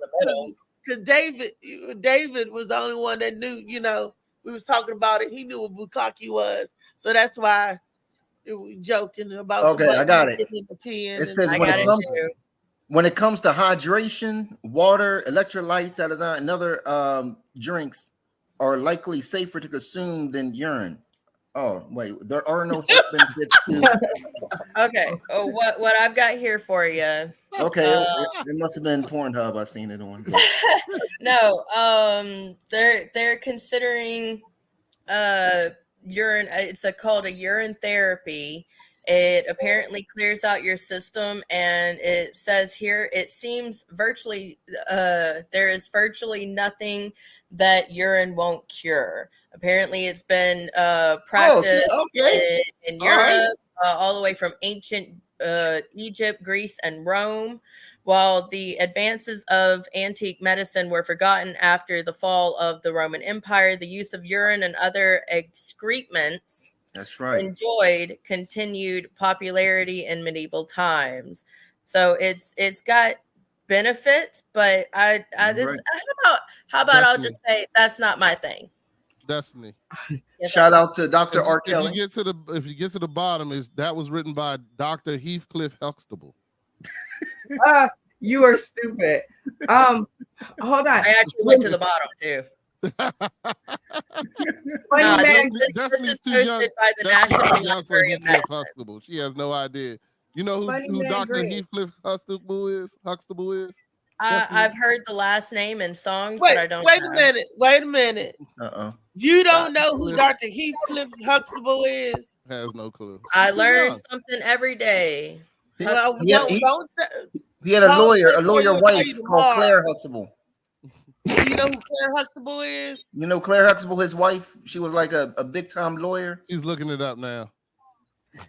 Yeah, she's researching. But while she's doing that, Funny Man Green was a fictional character and the protagonist in the NBC sitcom The Cosby Show.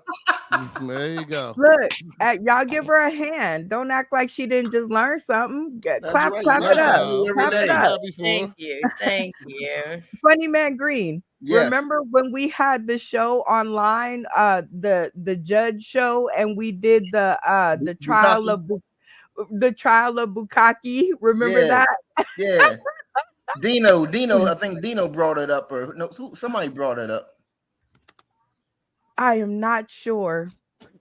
And nobody didn't know what it was. People peeing on him. That's crazy. Actually, Michael,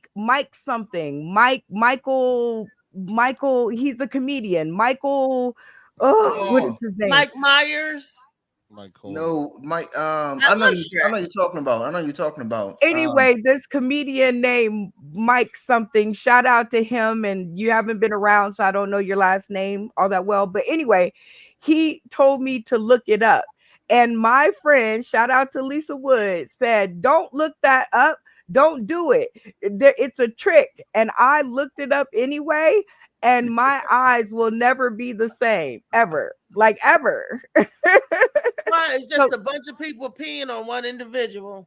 Yeah. So what we did is we put him on trial for bringing that up in our world, and I called it like a social media rape.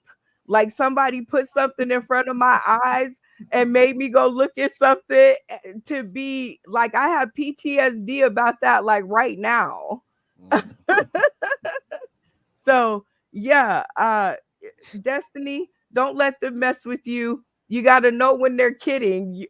But Destiny is such a input machine. She goes directly to Google to look things up, which is why I came up with my new flip rule is instead of starting with your cameras off, you guys are going to start with your cameras on because I need to see everybody's hands. That you looking up. I need to see everybody's hands. Hands your answer is all in detail and everything. You know what I mean? Well, 1946. Now this is like, hold up. See, Googling it. You can't Google the information, Destiny. I'm not Googling it. I'm over here in the comment section. If y'all see me dropping random plant facts out of here, and Molly is participating. I talked about my beautiful dog named Gator that ate some death cap mushrooms, and I just now found out that milk thistle could have helped him live. Milk thistle also can help your cramps too. Yeah, milk thistle. There's a bunch of milk thistle there is a root called Althea root that helps with all respiratory problems. Althea root. They all how about this? I heard that oatmeal and egg and semen makes the skin better. I've heard the semen thing. Okay, whenever I worked at Waffle House, there was this old hooker looking lady that would come up to the place, and she would talk about like as soon as I was like, wow, you look lovely today, and da da da da da, and she goes, oh, I've got the skin, you know, and I was like, yeah, you've got beautiful skin. And she said, yeah, so every time me and my husband have sex, I have him come into a little cup so I can put it on my eyes and around my face to help out with the wrinkles and stuff. And she did look beautiful, but I mean, I'm not all that into facials. That's where you get the word facial from. When that Funny man is in put love. it in your hair, put it in your face, put it in. Some people brush their teeth with it. Hey, have you guys ever hugged a person who bathed themselves in oatmeal? Have you ever like touched their skin? Well, you know what? Let me reverse for you. Oatmeal is good for the skin if you suffer from eczema. They used to make us take oatmeal baths. That's good for eczema, chicken pox, and vitiligo. Ask me how I know. Okay, Wellness Wednesday. Old school remedies. The oatmeal I hated taking oatmeal baths. Hey Vicky, I think you got some bags under your eyes. She need a semen facial. Yeah, I might have to help her out. Now, what was the other one? We got the semen out the way. We got the oatmeal out the way. Eggs. They said eggs is a good source of cholesterol. Remember when people used to put it in their hair? The mayonnaise cholesterol and the eggs cholesterol in their hair. So I don't know the remedies with the hair, skin and hair. You know, another old school remedy that shout out to Juneteenth and our people, the hot comb. That was a remedy. Oh my God, it helped mothers. You need aloe vera. No, it burnt my neck and my ear up. Well, no, your mother burnt your neck and your ear. No, the comb didn't do it. Your mother or your hairdresser burnt your hair. The hell with that, braid it up. Just braid it up, Mom. Just braid it up. My mother couldn't braid, and she couldn't use the hot comb. That smell just made me sick. I don't know what. Y'all know another old school remedy to babysitting. The older kids sat at home with their younger siblings and babysat while mommy and daddy went to work. That was an old school one. That was a remedy? That was just a way of life. A lot of trauma. That was a remedy, because I think when we all grew up as kids, like my sister raised me while my mom worked, and that just made us stick together. It was trauma for me. You had a loving older sibling. I had a torturous one. The one that beat you up and make you do stuff. Wow. My little sister was a demon. He ate all my candy. He ate all my. He went in my room and destroyed my room. You know, my older brother was a monster. bully. He was pissed off that I came along. For 13 years, he was the baby, and then I came along, and then that nigga was eat it. He ain't like that at all. Like, I'm gonna get rid of the baby. He tortured me. I still remember I was running through the hallway. He put witch hazel on my arm because I ran into the door, the side of the door, had this bruise on my arm. Man, he held me down and wrapped it in witch hazel. I was screaming for 15 minutes. Well, did witch hazel help? Fuck no, it hurt like a bitch. And that burn is like alcohol, is the green, right? Whatever the fuck it was. It's supposed to be good. Was it bleeding? Look, I still don't like people to put anything. Like I cut myself. I leave that shit alone. They'd be like, let me put something on. I'd be like, hell no. Nope. I used to put hot quarters on stuff, like just hot metal, and it would I don't know. I saw it on TV one time, and when I was little, I got a cut on my arm, my hand right here. And I don't know, I was like, I'm gonna go take this hot ass quarters but sitting in the sun and put it on there, and it stopped bleeding. It worked. You was watching MacGyver. That's some MacGyver shit right there. That's crazy. The hot quarters. Well, like in the movies, like, oh, they got this owie, they need to make it stop bleeding. What do? They heat up some metal and they touch it and they burn their wound.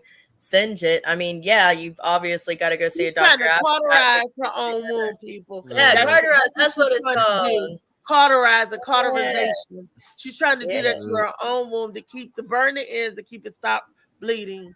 Yeah, I was like 13, thinking I was a cool kid cauterizing my cat scratch. Yeah. I don't know, Destiny. I just think you into that pain and shit. You probably into all that shit. I got whips and chains, hot quarters and shit. We got the heels on people's balls and stuff like that. We went back to Friday again. My bad. I got funny man. Like, 2 days to go to Friday, freaking Friday. 2 days to go. Gotta get to Tall Tale Thursday.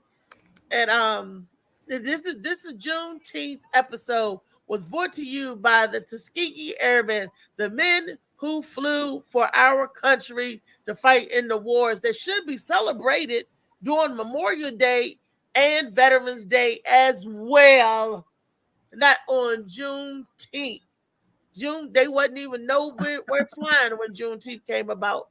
But if they didn't get their so-called freedom, they still would be flying because Oh, Jesus. Somebody let a fly in the house. Old school remedies. I'm trying to think of another one. Old school, Sex cures depression. Sex cures. Sex cures a lot of things. Yeah, that's old. But what about inhaling alcohol? It also can you make get ready to throw up, depression. and you sniff an alcohol pad, it keeps you from throwing up. Did y'all know that? Nah, I needed that the day after Father's Day because I was throwing up everywhere. Oh my God. I had that. That is a show that you should show your wife, The Beast, because she should see that video because you was just in rare form. He was, wait a minute, he was bent on air? No. He was in rare form. Oh, yeah, I remember that. You said you got the video, so yeah, you guys go over and check it out, on Sauce in the City Super Comedy Game Show, the Father's Day edition. Y'all go over and check out The Beast in his with his on-air flair. And he would never do that on his show. His show is Upshalom. His show. Shit, I've been drunk on my show. Shit. You was acting up like you was on. Nah, well, yeah, I have, but I try to stay away from it. But I had. Hey, look, man. Hey, it was a good time for me. I don't care. I'm sorry about everybody else. No. We all who know you, like Destiny and myself, we were like, okay. But all the other people, hold on, let me tell you. The shout out to Damian Seaman from, yes, that's his name, and that's what I said. Damian Seaman. Okay, is he straight? Oh my God, you have to meet him yourself. I can't, there's no description. Anyway, he has done shows with Comedy Central, and he has been around the talent on Comedy Central, and he loves The Beast. He loves him. He came in like a cool 4th place, and that's fifth place, because I had to make a case like, but The Beast isn't a stand-up comedian. Yes, I know he's funny. Because Beast would have been on stage with a 5-minute set. That's how much he liked you. Oh shit! Well, he's still good for me. Too, right? Good for me. Hey, yes, good for you. I had a great time. It was a great time. Thank you for inviting me. I love when you come on the show. To have you. Yes. Sure. Oh yeah, definitely. We were like, how did I get voted off? Sir, you didn't even let us talk.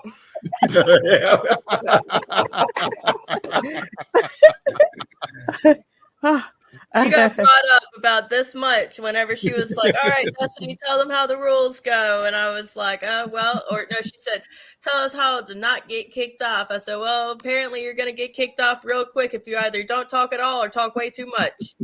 There you go. Very simple. And another old school remedy is laughter.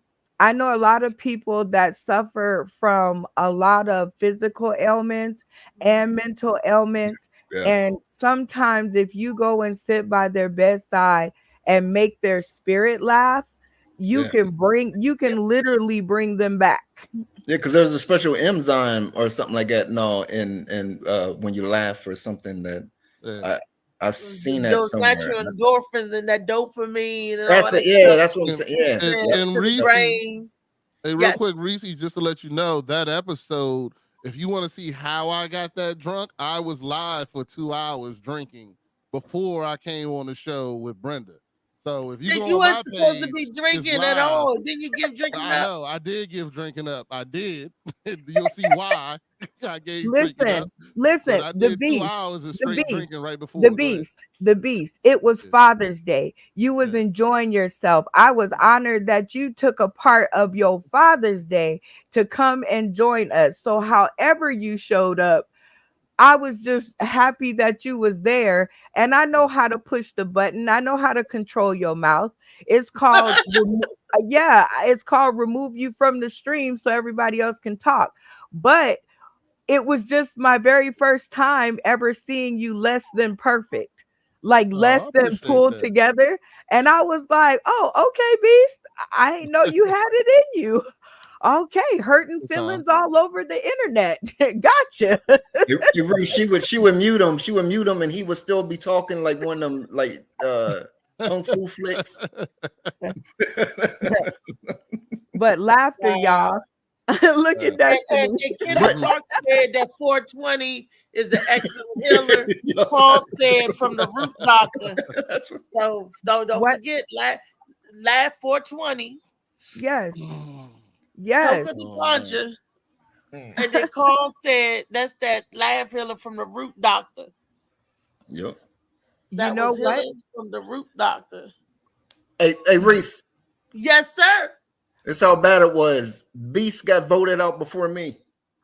Oh, wow. Takeover.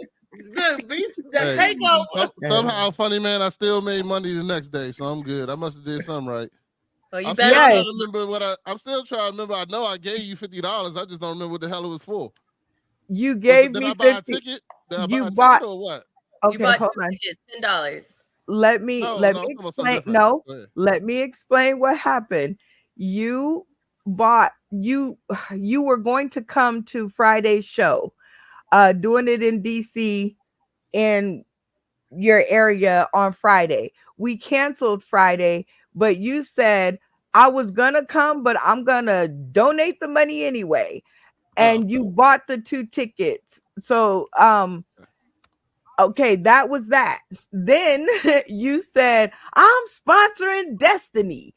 And then you sent me another $10 to sponsor Destiny. Yeah.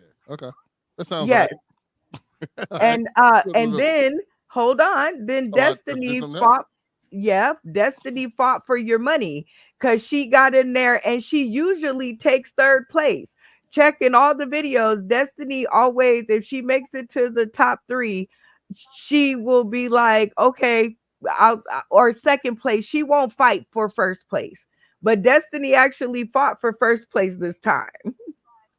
Okay. Well, all right. So I've been on 2 practices, 2 shows. I don't really remember how the first practice went, but I know in the first show, the actual show I was in, I came in 3rd because I belonged in 3rd. I'm not going to try and say I deserve 1st if I belong in 3rd in this situation. In the other practice round, I came in 1st, and you were like, yeah, money on Destiny. Blah, blah, blah, blah. And then in the actual game, Althea was my best competition for 1st, and Dave, hold on, he's on that side. David over here, and and Illegal Amigo were like, we're gonna take Althea out, we're gonna weaken the competition, and I was like, I got 1st now.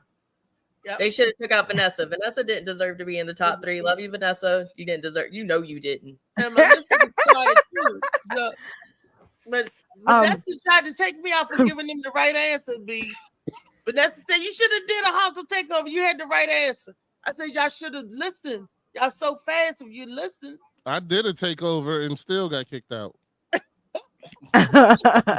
That's you because did. And you that was the one where it was like winner most most babies and it was or like what September 10th. What holiday are babies generally born 9 months from? And after the show, I was curious on that, and I went and looked it up. And even though approximately 9 months after New Year's is whenever a baby will be born, most babies are actually conceived on Christmas.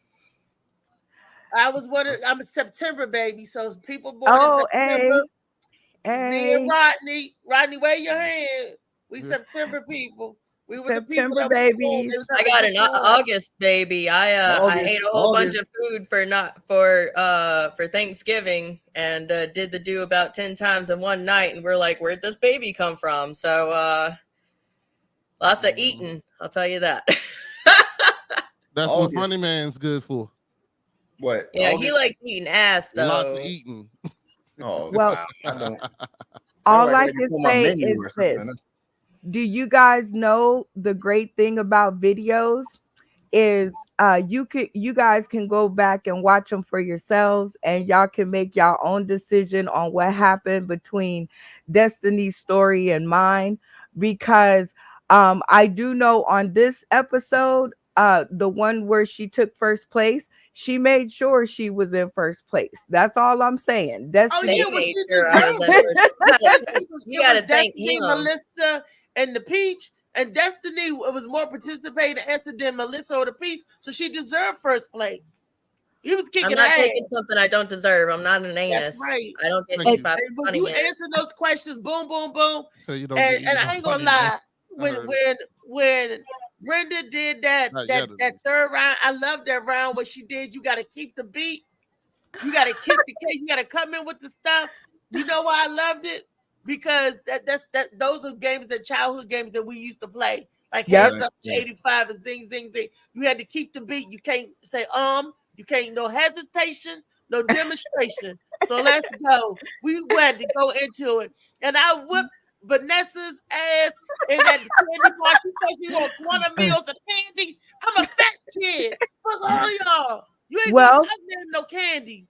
On Sunday, this upcoming Sunday, June 23rd, we are adding a new element to, actually June 23rd is Saturday. Yes, I mean Sunday. So Sunday night, June 23rd, we are adding another element to the show. And that's where you guys will be able to come back from the eliminated players.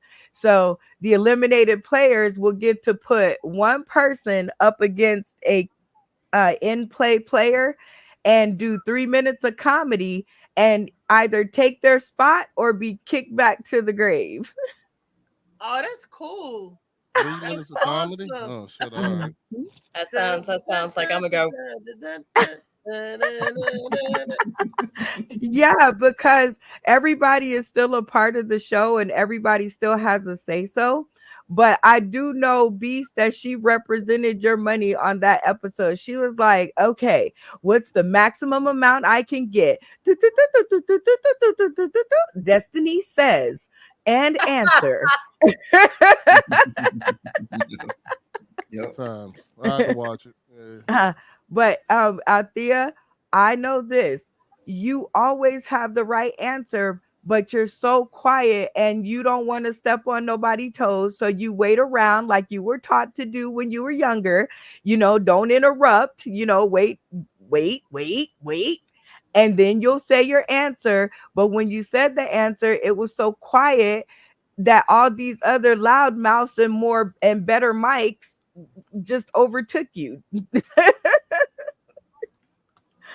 And I was like, no, Althea, take over. Turn the camera on and just sit there until everybody quiets down and realizes that your camera is on while the money is ticking down. That's what I'm going to start doing. Y'all going to be like, bitch, turn your camera on. Now it's on the off, though, right? Because you want to keep it on to make sure people ain't looking it up. Correct. Okay. And in this way, it would be the opposite. You'll turn your camera off first and wait till everybody realizes your camera is off, say take over, and then you'll get your answer, because you need some defenses out there in this world. I'm like, and I'm always sitting over here like, oh my God, Althea has the right answer. I hope nobody heard that. They're still arguing. They're going with the wrong answer.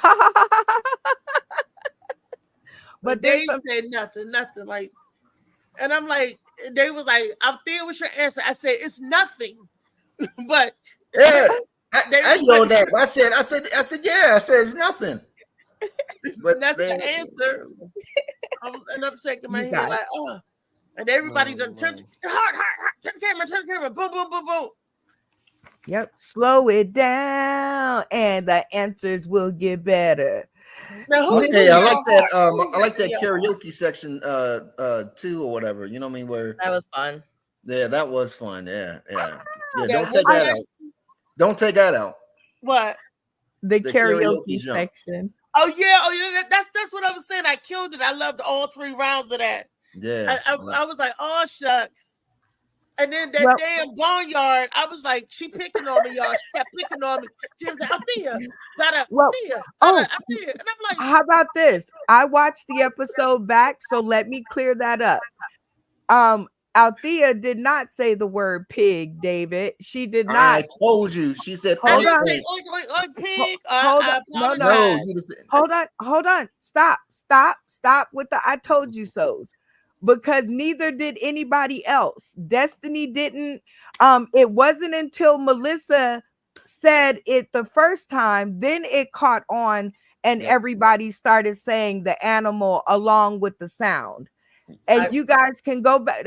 Don't make faces. Go back and watch the video. I recall it differently because I was making the note.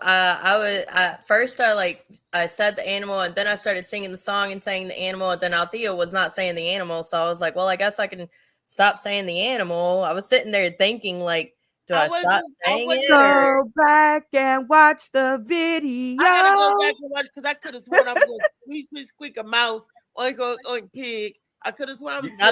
You did that. You did that like after the after Melissa. First one was oink oink. I said, "What the hell is a oink oink?" Or whatever. But I was in the background. Nobody could hear me. But somebody said. Bye. Technically, it's a pig on Mario. Pig, which is one. You was singing a song that didn't have no lyrics in it. That was our secret word. And hold on. And let me some nerd technicalities. And Paper Mario and Oink Oink was what they called pigs. And let me clear that one up. David Green did indeed not say anything that had to do with the 4 words in the song, but he was. He didn't get caught though. He didn't get caught. He didn't get caught until Althea, and she not no snitch, so she waited till we voted, but she let us know that he slipped under the radar. So then everybody. No, I did. No. You took my I lost. And the reason was because my the internet or whatever. It kept on going in and out. You're talking about 2 different situations. I'm talking about that is the reason that you got kicked out is because your internet, but you made it past the round until Althea said after the voting that your song didn't have any other words in it. So because I didn't catch it, you made it. The one word was fight. I did the Eye of the Tiger, the Thrill of the Fight, and then the other one is the one that I lost on because I thought the word was hello. You didn't lose on it. She went to the next, and I knew that you messed up. She took my camera off. She didn't catch you there. She didn't know. You didn't get knocked out there. You didn't go back and watch it, Dave. Yes. Nobody knew that you messed up until. They was like, well, why are you voting, Dave? I said, because he's the next in line. You and the legal whatever was the one who messed it up. I said, Vanessa and was like, bye, funny man. That's how that was. We voted out Illegal Amigo because he couldn't get his camera together, which I kind of feel like we kind of should have given it. Handicap feels like a sore word, but he couldn't see. So I feel like even though he wasn't like, if he said locked in, and his camera wasn't on, he can't tell that. So we should have just stopped with his lock in and accepted it. But regardless, since we continued by the rules of having your camera on, he ended up getting kicked off simply because he couldn't get his camera to work. Even whenever the camera was supposed to be on, it just showed a black screen, and then he goes to cut it off and it's got his circle. So it wasn't really working for him, and he got kicked off. And y'all sat there and said it was my fault that David got put into the round, because I was like, well, I know there's me, there's Vanessa, there's Melissa, there's who else is there? I said me, Althea, and Melissa. And I said, who else is there? And Vanessa was like, David Green, he's there. See, and that's what I'm saying. But the reason why I was mad at you, Althea, is because I thought I'm blaming my phone. I'm blaming my phone. Every time it will go out and then it'll come back in, and then the spotlight will be on me or whatever. And I'm like, oh, I called it just in time, but I would just hear certain things, I thought that was your voice that was like David. I said, oh, we're gonna play this game, okay? All I can say, people, but you're right. It was Vanessa. It was Vanessa, and people tuning in today, tomorrow, and beyond. You guys can go and watch the video and decide for yourself. But another good old home remedy is talking about it, telling on it. I remember the only way I could get my uncles to stop kicking my ass was to go tell my grandma that they was kicking my ass. So I call it a snitch if you want to, but good old fashioned conversation and understanding each other, reasoning, logic, right? I got out of a few ass whoopings that way with my mother. If I could make her understand why I did the wrong thing, I would get my ass kicked. So see, I love this game show because it causes y'all to reason who said what and who did what. And you guys are so fast that you guys are going to learn to slow down so that you really know what happened. Because now you got to go back and watch the video like 5 times just to know what happened. Right. Yeah, that's... And for all intents and purposes, I take the good points and some of the low ones. But I know Destiny I could see her fighting for Beast, for her winner. She didn't know it was going to be Beast, but whoever her winner was, she was fighting for them.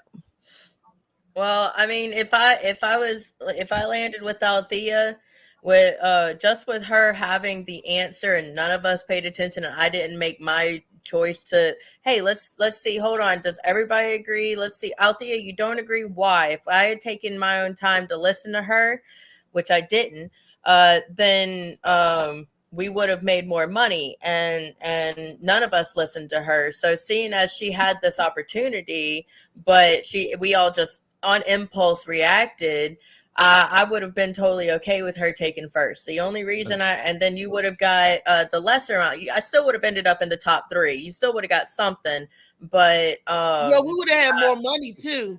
We would have had more money too. Yeah. But since the guys decided to vote her out, I ended up in first. Reese, that's why you needed me on the show, because I'm patient and I listen to everybody's opinion before I make my decision. Oh Lord! Yeah, look, my man was listening to you the other day, Beast. He said, he just made a comment. He said, "Yeah, I listened to him, and I really like his opinions. I really like how he states things." Hey, so you got a plus from a guy that doesn't smile to a whole lot of things. So rock and roll. Tell him to watch my podcast. Yes, sir. Yes, we are coming to the end of this show, rock and rolling. It's all right. Real quick, everybody, tell everybody where you going to be. What you got coming up? Who's going first? Well, I know the 22nd is our second comedy face-off, and everybody that hadn't got into the contest, y'all better come on. Congratulations, Phil Page, for winning the first round. He in there. So who can think they're gonna knock Phil out and get the $500? Step up. I'll do it next year. Phil, in practice, Phil took that out on me too. He was pissed off I voted for Lee during that comedy joint. He tried to kick me out. He tried to kick me out during the show as soon as possible. No, okay. No, I am here to defend him. He said your name because you voted him. That's how he ended up. You had to agree with everybody for him to end up voted out. Wait a minute. Nah, he Hold voted on. me out first. I never mentioned He his did name. vote you. I know there was a reason why. Because I voted for Lee. I'm telling you why. I know why. He was pissed off at the comedy show when I did it. So I know why. Don't worry about it. Phil Page, come on the show and defend yourself. I'm pretty sure. Pissed. I saw his face. He was angry. But it's all good. It's all good. Because you know me. I'm a little loud. Female comedians come out and be yes. to get in that ring. Go Everybody's out. Phil Page.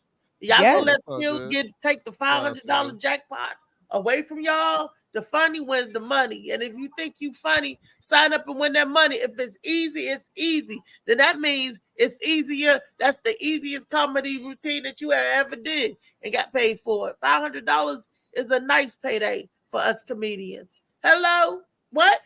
Hello, is it me you're looking for? Wait a minute. Hello from the other side. How does that one go? I don't know. But anyway, yeah, that's the one that I said. That's the one that I said. Comedy face off, you guys. Hello from the other side. No. Whatchamacallit said, hello, or is it me that you're looking for? Okay. My camera went off. Let's save the debate till after the show. We trying to get out of here. Okay. Go ahead. I'm sorry, Reese. I just got the singing feeling in me. It was okay. But just to clear up, David Green, you're saying hello from the other side, but hello wasn't one of the words. It was looking right. Yeah, hard, that's it. Right. You didn't. There was none of the words, baby. No, I agree with you, but I'm saying I'm talking about my camera and everything. I didn't see all the words. All I seen was fight and heart. That was it. But that's part of it because she took it down, and Destiny kept going back to look at the list, and that's how she kept remembering. She said y'all was cheating. Y'all was cheating because you're going back looking for a list, thinking of a song. You got to recall it to memory and Google. And you're not supposed to go back and look at the list and Google and stuff. And Destiny, that was cheating. To the C, to the H, to the E, to the A, to the T, to the I-N-G. Cheating. I didn't know it was cheating. Nobody told me I couldn't look at the show to see what the show said. That's why she took the thing down. That's why she took them down. Hey, Reese, I just feel you just sound a little bitter, Reese. It's okay. Let it go. It's all right. You guys If this a cheating game show, is my championship horse. Or is it on the up and up? Thank you for winning. Well, hold on. Hold on. No. This is only 4.5. This is our 4.5 episode. So we have so much room to grow. But what I can tell you guys is right now, Destiny, I'm waiting on a date. I don't know if you travel for comedy or if you can, or we got to talk about it because they want you on their show in Missouri, Branson, Missouri. Okay. I was like, why y'all can't live in like Atlanta? Why we got to come to Branson, Missouri? But hey, if it's going to have an audience, it's going to help to raise money for people and organizations that are underfunded. And, you know, the show leads way to opportunities and contracts in other areas. So all I know is when you guys come to the show, I love y'all reasoning ability after the show. But if y'all could do some of this on the show, y'all would make more money. That's all I'm saying. Like, that's just like a hint, right? Like, that's because it's not a cheating show. It's a we have growing pain show. And as you guys start to suss out the details of the show and we all come to an agreement of how the show is going to go, you guys are just going to get better. That's right. That's true. And Althea, you know, I'm the comedy coach. I'm going to tell you how to win the money. If you listen to me, you'll win. No, I'm going to get kicked off because they're going to say she's in the lead. Kick her off. She's making money. Like in the weakest link. I love that show. That's why I always go back to that. They strategize and they take out the person that answered the most and then banking all the money and save you to the end after you banked all the money. And when you down to the last 4, she done banked all the money. They kick her off. Boom. That's how, so they can get to the, so you can take out the other 2. So that's how the weakest link go.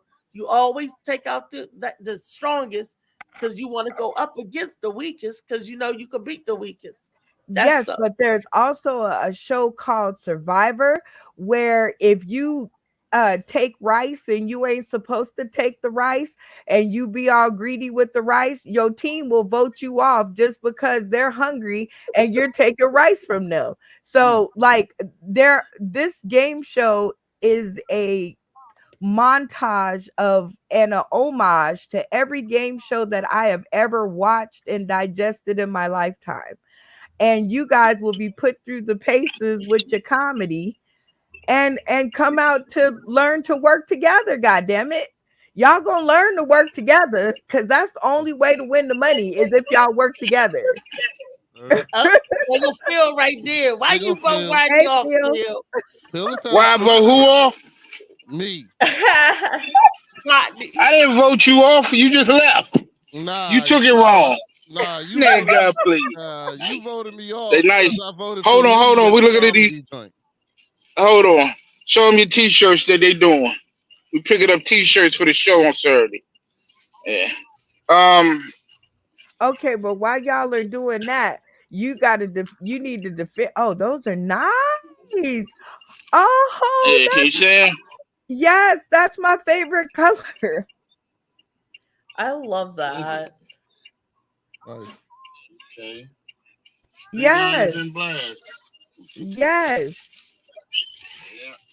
And now you know what I would do?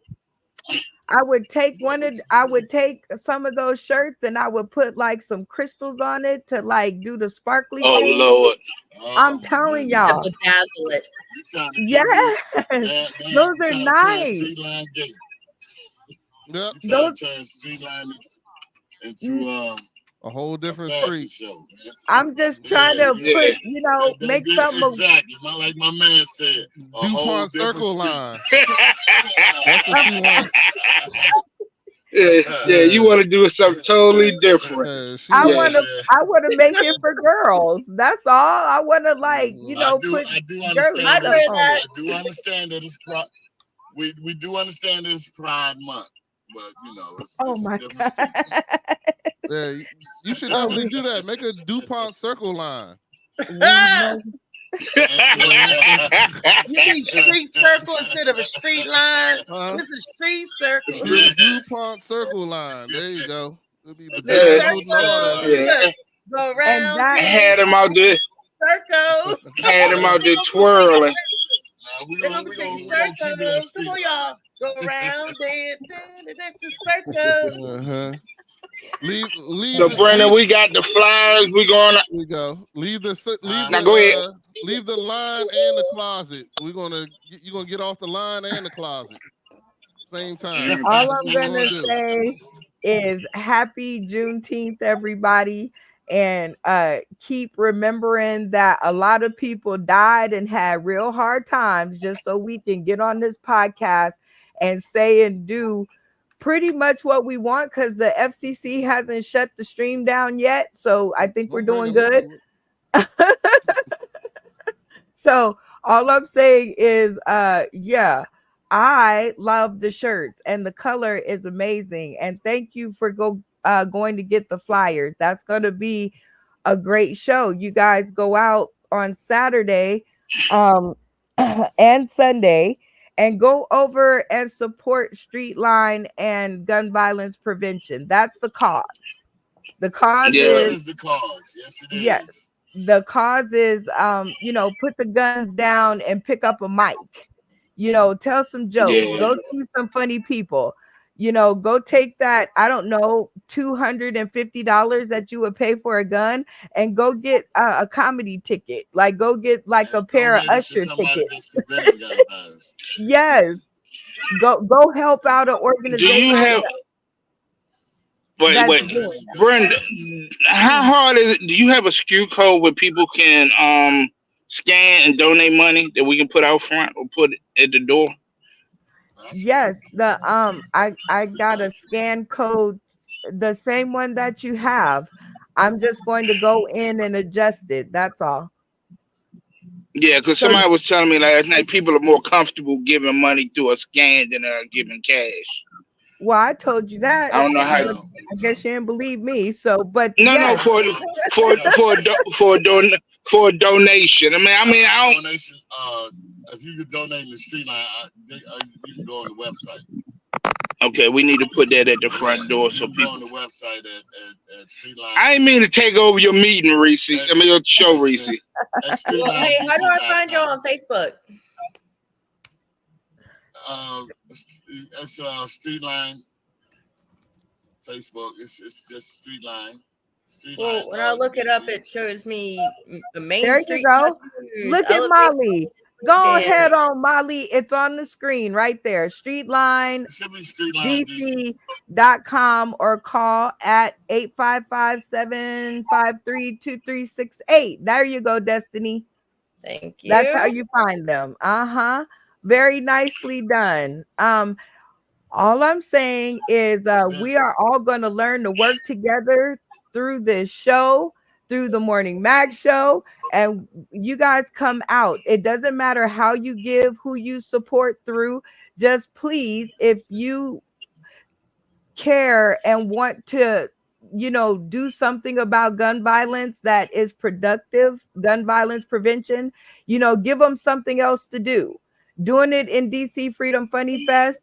It's a benefit concert. Molly, you have to get the updated flyer because Friday is canceled, but Saturday and Sunday is still rolling. So go out and see a funny show, see a great show, meet great comedians, meet great people in the community, and have a portion of your ticket money. Oh, wait, there's no tickets because it's free. There's no ticket money. It's free. It's straight donation. Straight donation to Streetline. So go out and put your donations in the box and have a good time and eat and learn a thing or two. It's going to be a good time. And on Just have fun. Just have fun. Actually, Damian Seaman, I can't believe I'm going to quote this. Damian Seaman said, the 1 and 2 is, the 3 principles is have fun, don't worry about the outcome, and do the work. So as long as you do that, it's going to turn out amazing. We're all doing something, comedy face off. Y'all come and get the money because right now Phil owes me a lobster dinner, at least. Yeah, right. Yeah, okay. $400 meals from Vegas. Phil owes me 2 for attacking me about something that happened yesterday. I got you, man. Come on through, sir. Come on through, Saturday and Sunday. I got you for a drink, brother. I got you and your brother for a drink. I'm not allowed to drink no more, brother. Uh-oh. I don't know where that came from, but it was probably that big ass bottle of Tito's. After Father's Day, yeah, they told me I'm not allowed. I'm on probation right now. That's funny. Apparently, after I got off of y'all, I decided to tell everybody else how I felt in the household too. Hey, Beast. No, you didn't. Live. We didn't have to tell anybody. What's up, Beast? Yes, ma'am. Beast. Hey, I saw it happening when you got that other triple shot. I saw it coming. I knew it. I said, "Are you all right?" You said, "Where's my fucking brother?" And that was it. You stepped out the door, you looked like you had a can of whoop ass. I'm talking pop out a Sailor Man whoop ass ready for somebody. I'm like, good times. I can tell you this. When you came on the screen, I thought it was a whole other person. I was like, it says the Beast, but is that the Beast? That's not the Beast. Who's that? That's the Beast. That was the piece you was talking to Rodney the other time. Yeah, y'all used That's to what he ride gonna me. do. He gonna come through and set up the TVs and stuff. Because I promise you, when I saw him and he stood up, when he stood beside me at the lounge, and I looked up at him because he is taller than me and he's thicker than me. I looked at him, I said, "Yep, he got the right name." Yeah. All right, y'all. Hakuna Matata. Saturday support. We're gonna be there. So, Reese, are you hostess on Sunday? Are you coming through to be the hostess? Yes. What? Brenda has talked to me. She was like, "Can you be the hostess with the mostest?" So yes, I will be in there cutting up and messing. Thank you, Reese. So I like to send my thanks out to you as well. Yes. Yes. You welcome. Look, thank you for the theme. I just want to say thank you. I could say a lot of thank yous to both Brenda primarily for introducing me to all of this. This has been so fun, and Althea as well. Thank you for having me on your show so much. I really like the riveting conversations that we have, and I really like the amount of individuals I've met. I also got StreamYard myself, along with I finally. I mean, we just did episode 15, so 15 weeks of doing the podcast, and I just now, thanks to y'all's influence, decided to set us up a YouTube. So I plan on going live on there for our shows, and even with this, it would be really nice to have a time where I just come in and instead of having topics, a lot of BTBB, Better Than Being Bored, is just conversation rather than topics. It's let your ADHD, your ADD, whatever mentality you got going on, let it go fucking wild. So there you go. Whenever I decide to do that, then I will be sure to send y'all invitations, and we can all just act stupid, and it'll be so fun. Well, the goal that I've always had in mind as I've met you guys is to all have you know each other. I always bump into people who they never introduced me to their friends, but I introduced them to all of my friends. So Althea was one of the very first people that I've met in a long time that said, "Hey, here's access to all my friends. You come over and be friends too with all my friends. And then we all go help each other." And then Molly was like, "Yeah, that's what I've been saying all along." And so this was the very first platform where I met as many friends as I introduced. Right. And David Green, I have just been with you so long. We got memories together. Like, David do. About to get some. David, something you want to talk about? Well, Phil, wait a minute, Phil. Okay, whoa. Wait a minute. Wait a minute. That Freaky Friday, Friday, y'all. Wait a minute. If you're gonna say that, then you have to say the same thing about Phil. So I wouldn't be chiming in, Phil, because we have memories too. I ain't been along with you as long as David Green has. It doesn't matter. Okay. That matter. Hey, it sounds like what this song say? Memories. Memories. We memories. Anyway, all I'm saying is you guys, when you guys all come to Vegas, December 6th, 2024. Yeah. Vegas. Having a big party show in Vegas on December 6th. Vegas. Yes. I already have a Vegas trip with my family that month, and it's later on in the month, so I can't. Well,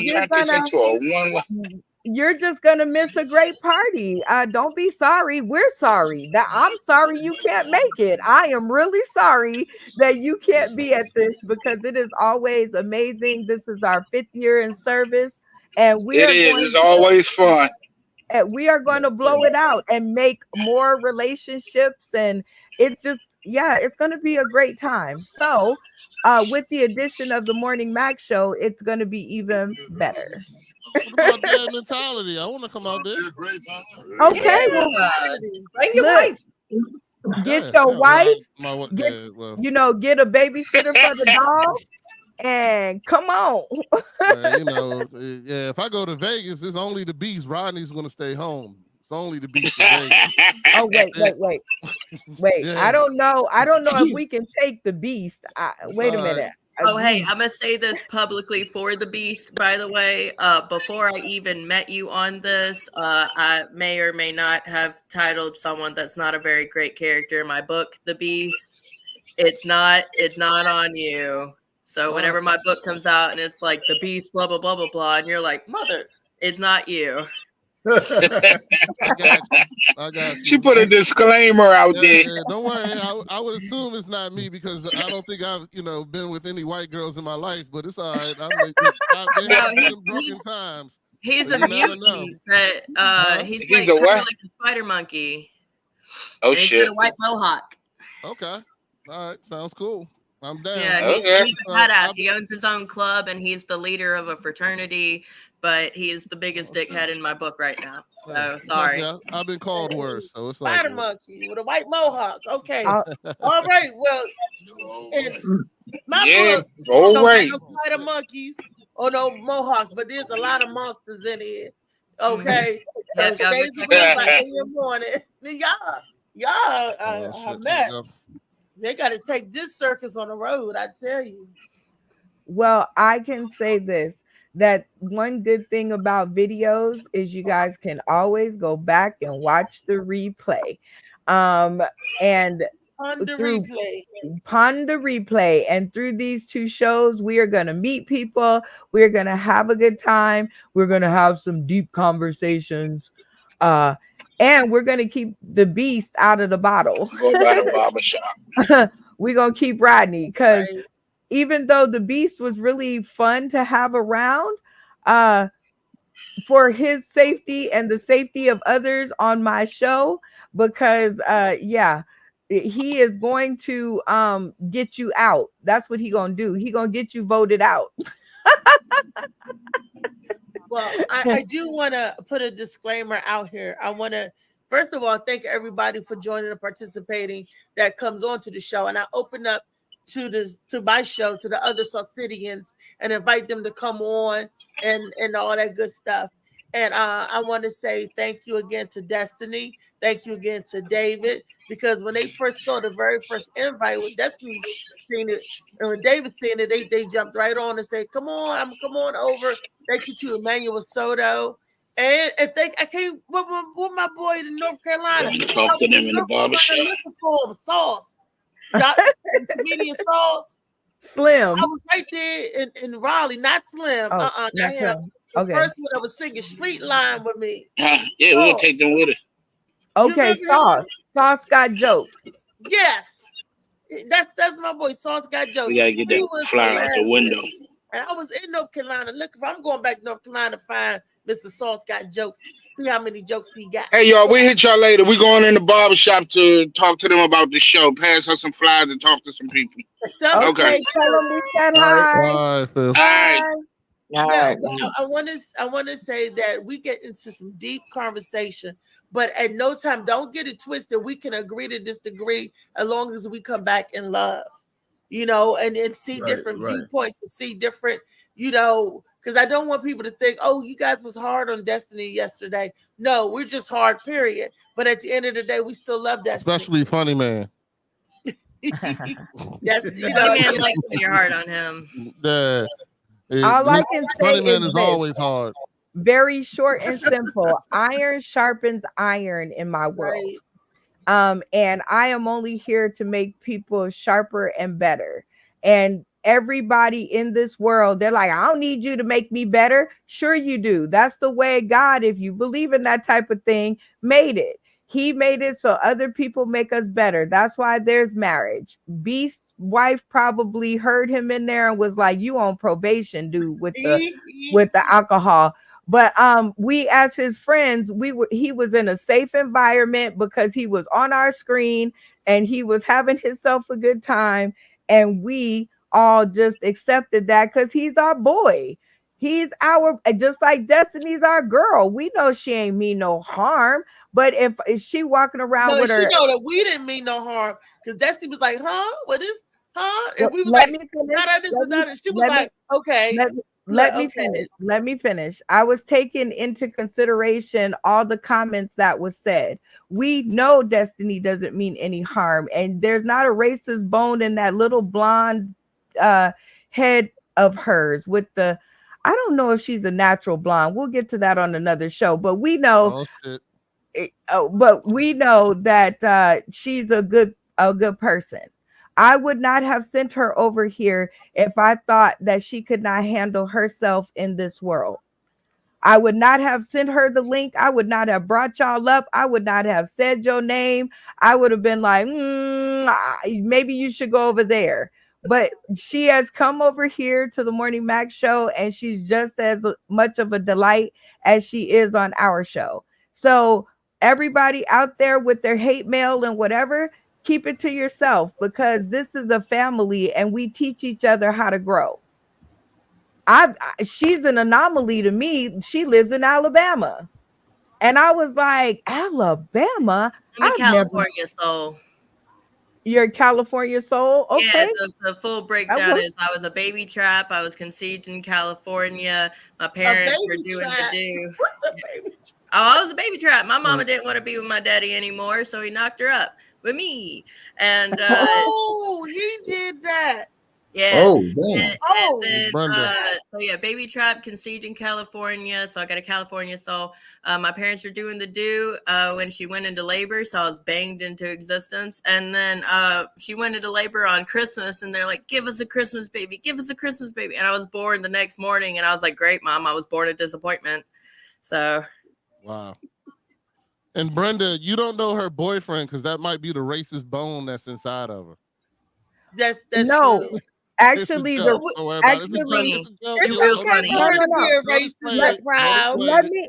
Okay, wait a minute. He was talking to me. I was gonna say the racist bone in her body is probably her dad, because in her story she said that her dad is the one that told her. Didn't your dad tell your sister to break up with her boyfriend? That sounds like incest. Yeah, he was making a dick joke, and you just no. I know what he was doing, but I was telling you, I'm a vomit at the images. Hold on, in my head. I do it for you.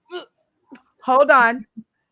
I know what he was doing, but what I was saying is that the racist in her body is her dad, because her dad was the one who told her sister to break up with the nice young black boy, as she anyway, black boy that she was dating at the time, that went on to become the doctor. Isn't that right? Watching but like watching my father and how he behaved towards other individual made me understand more about what hate was, not how people should behave. I said racist. That's the racist part. That's a type of hate. Is it not? I want to escape from this conversation as fast as possible. Anyway, what I was saying is that Destiny she's a benefit to everybody's show. And having her on is nothing but joy. Like David, from the day I met him, I knew. Well, I don't know if David is a benefit, but I get what you're trying to say. You got any bones up in your body? You're a benefit even at your worst, Beast. Well, even at your worst. We were talking about Funny Man. That's two different things. Stepdaddy is a benefit, and I knew when I met y'all would be cool people. Hey, follow me at dad_mentality. You can watch my live Father's Day episode of me getting drunk before I came on the show. But it was still a good episode, and you got to see a lot of men give their respect to their fatherhood, their children, and their parents. Even though I was drunk enough that I don't really remember much of it, but you can watch it and let me know how good I did. Thank you. And Molly, hey, B, send me the information. You gonna join? You gonna get in the contest, Dave? Say what? Are you gonna get in the contest this Saturday? if I find a ride, I mean, Get Nemo to bring him. Telling you, tell him stop chumping out, little chump. Come on, Nemo. He said he's already in DC. So tell him to go down and get you and bring you so y'all can win the money. The funny win the money. How come he ain't in the contest? Wins the money. He a comedian. Where the jokes at? Where the damn jokes at? The joke's on him. But it ain't gonna be easy to take my boy out, so y'all better come with it. There's Phil Pages in the ring waiting for y'all contenders. He called all of y'all doodle punk chumps. Doodle punk. I do lots of doodling. So I have a question. Okay, so you said Saturday is the contest and it's the show. No, Saturday is the show. Yes, Yes, it's two different things. Yes, they are doing it in DC Saturday over at Simple's Bar and Grill, and they are doing Comedy Face Off over at Ocean's Lounge. Yes. So what time do these events start? What time? Yeah. They both start, I'm pretty sure, at the same time. And if you guys want to go to both, try to do both. I don't know. But yes, it's two different shows on the same day. And but depending on who you are is where you're gonna go, right? Like, so, but they're both amazing shows. They just happen to be on the same day. So yes, David, you're not supposed to be in two places at one time, but you can. Yes, you could go to, one show, perform, and then go to the other. You got 8 hours in a night. Okay. Right. Yes, that dinging sound. Shout out to Molly, who deals with all of our bullshit for hours and hours and hours on end. Molly Robinson at Molly DC 202. What is that? He makes the Molly Moss, yeah? Yeah. Oh, right. Another old school remedy is moss. Sea moss. Sea moss. Yeah. There you go. Is and that's ancient. That's like an ancient remedy. Dr. Sebi used that. And not just the sea moss, but the flat moss that grows out there. They put it on wounds to get it to coagulate. Rodney, did you ever get your bottle of? Did you ever get your bottle of sea moss? Molly Not sea yet, moss? but apparently there's a discount. You want to tell me about that, Althea? Yes, if you get the shades of blue and the sea moss, you get for Juneteenth, you get 20% off, and that's great. I want to get his turmeric. It looked like a turmeric milkshake because turmeric is actually really, really good for helping you go to sleep. Yeah, I put turmeric in a lot of stuff too. Yeah, smoothies. It's his smoothies. He make all kinds of different smoothies. That's good. He even make Destiny for your baby girl. He make sea moss ices. Yeah, the little popsicles. Yeah. Yes, and the lemonade and the tea. It's just really good for you, and you don't even know that you're eating something that's good for you. And most of the time, when we eat stuff that's good for us, it's nasty. Like y'all said earlier, castor oil and all of that. But he put flavor in the sea moss because originally it's nasty. Oh yeah, but Beast, have you been able to tolerate the taste of the sea moss? I put it in my coffee. I don't taste it at all. I just put it in my coffee in the morning. When I had me a cup of coffee, and I put it in my coffee and mix it up and go about my day. I did put it in my Tito's on Father's Day, so just to help it. The Tito's, Tito's. Yeah, it was great. So you're drinking some nutrients with all that, eh? Yeah, you're flushing your system. Did you feel a difference? I felt a difference in my digestion and even the energy in the mornings. Yeah, I felt the energy. that. Yeah. It's been it's been good. I've been consistent with it. Me and my wife have both been consistent with it. My wife was having a lot more digestive issues than me, and it's been definitely helping her with her issues. So I thought I had put the link in here, but I would definitely put it on Brenda's page to see that Father's Day, the drunken Father's Day dad mentality episode. So you know, drunken Father's Day dad mentality. Yeah. Dad, Oh my gosh. gosh. That mentality. That's not the mentality that you want, Dad. I'm gonna put it in here. Nah, it is what it is, man. I mean, it was a great episode because I had It was a great episode. 7 to 8 fathers on there that came and talked about, you know, that were not nearly as drunk as I was, but you know, talked about their kids, talked about the greatest part of being a father and things like that. And it definitely shocked one of the guys who came on there I hadn't seen in a long time. It was my oldest son's godfather.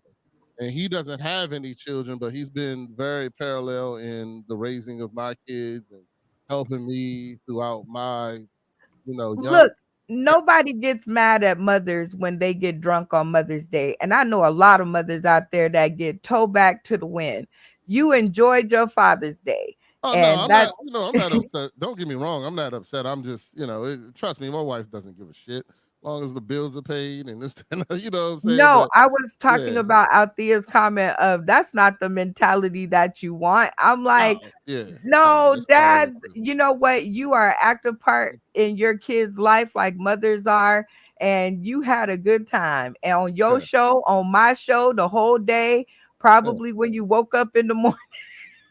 Oh, the next day I was terrible. I was fucked up. I couldn't remember shit, and I was throwing up all over the place. It was not fun.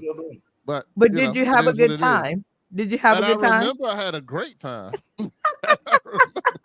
He's like, I don't remember much, but it was fun. I know. Hey, I'm a good drunk though. I'm not an angry drunk at all. So that's even when I drink. You think I was angry? I wasn't angry. I don't know, Destiny. You're the tiebreaker. I might have been aggressive.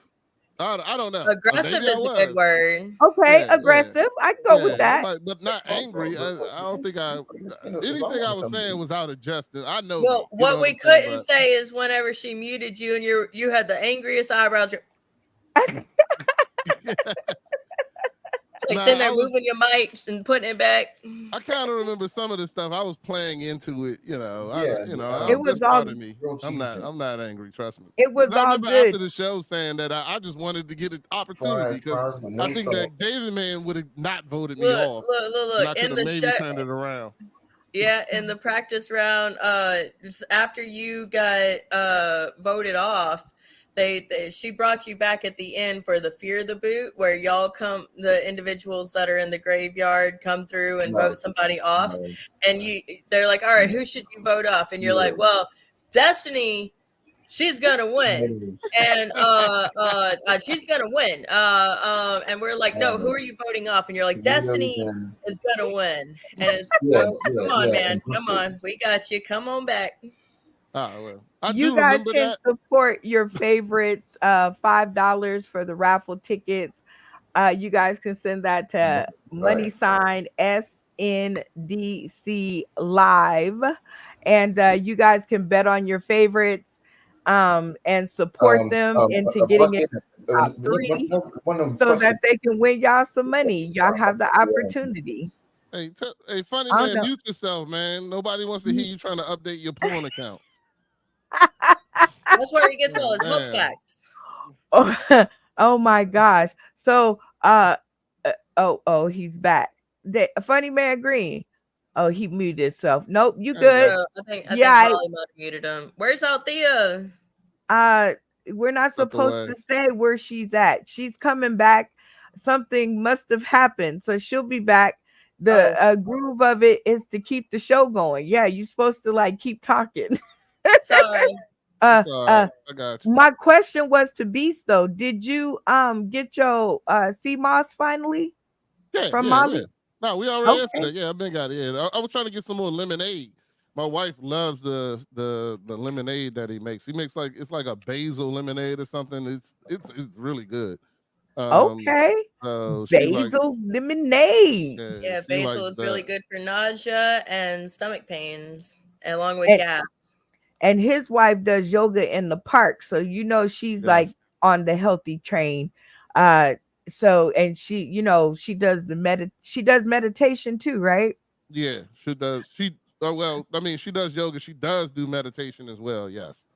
Yeah, Okay, absolutely. yeah. And some lemonade with the basil lemonade. That sounds like a good summer's day of exercise and refreshments. Absolutely. We're gonna get hold on. Let me find. It's better than lemon basil is my #1 pot candle. I love the smell of it. Oh, okay.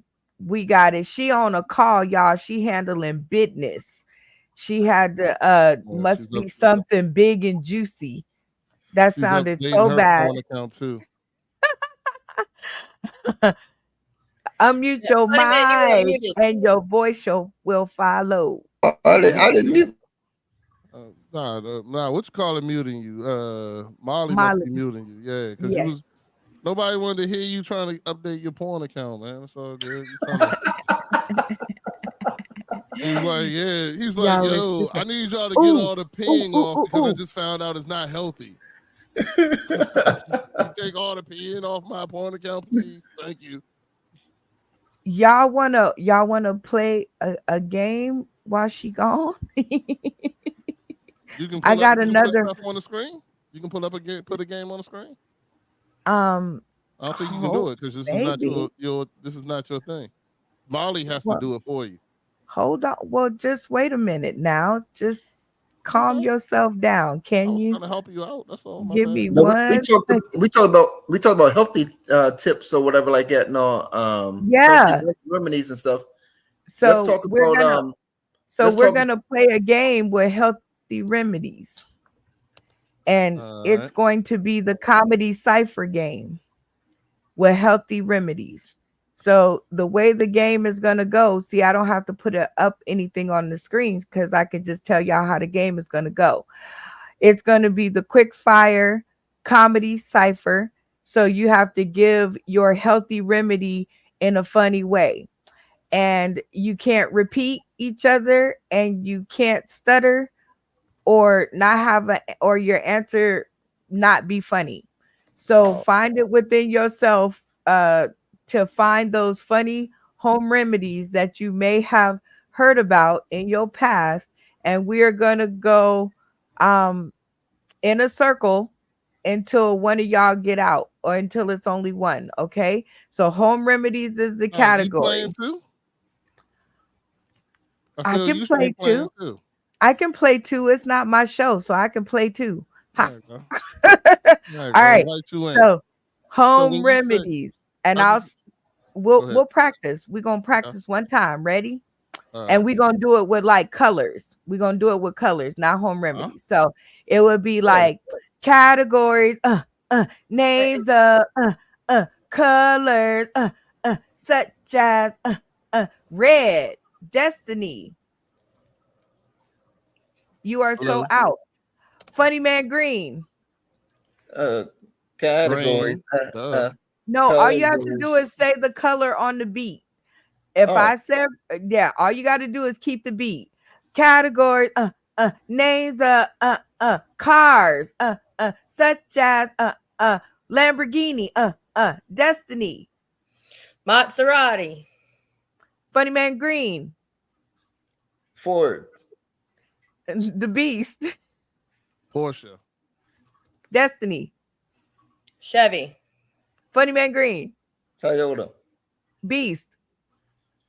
No, somebody said you be out. Destiny, Ford. I thought you were going. You be out too.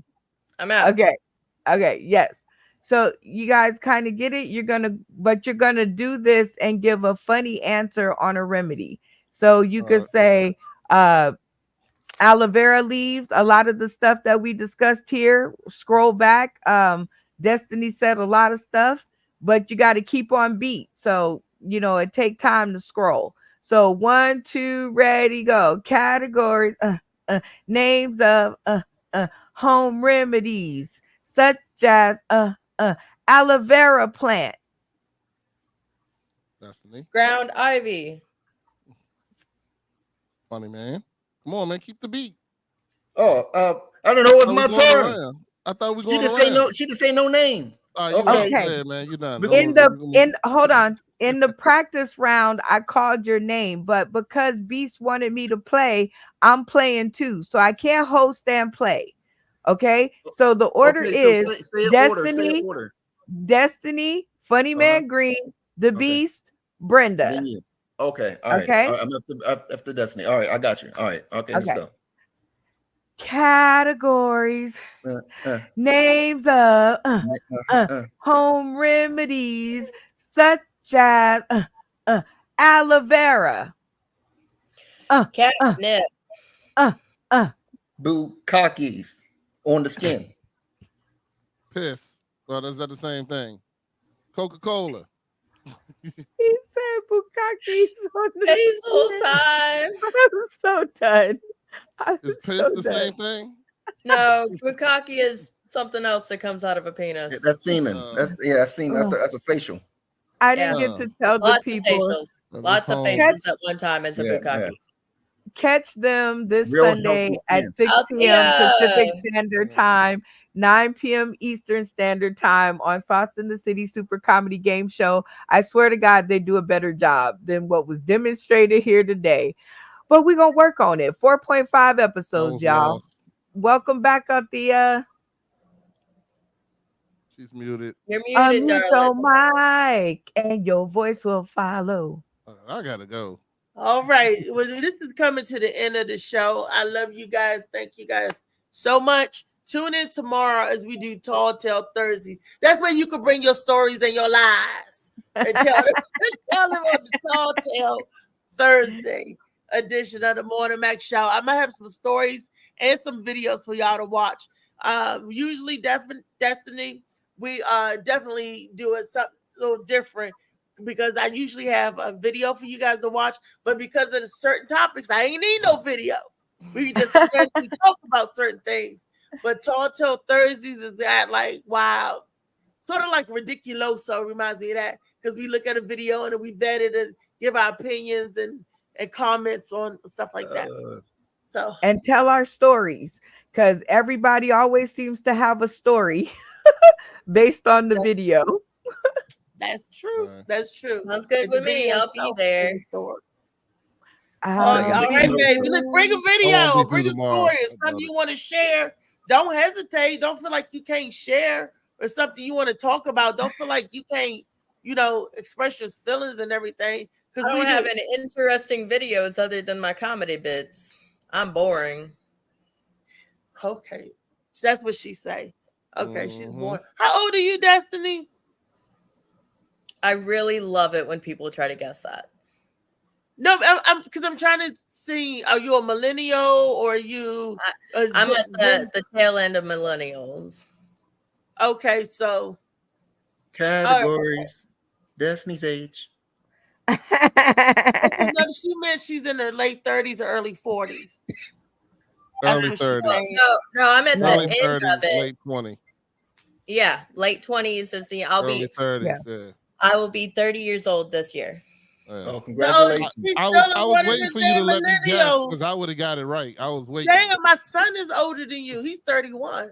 Fuck. Because if I remember correctly, you said you got pregnant in your senior year of high school, and your daughter is about 11.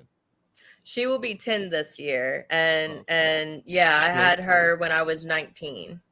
There you go. Oh wow.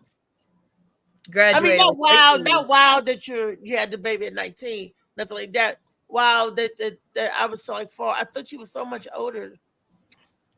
Okay, and I would like to say this.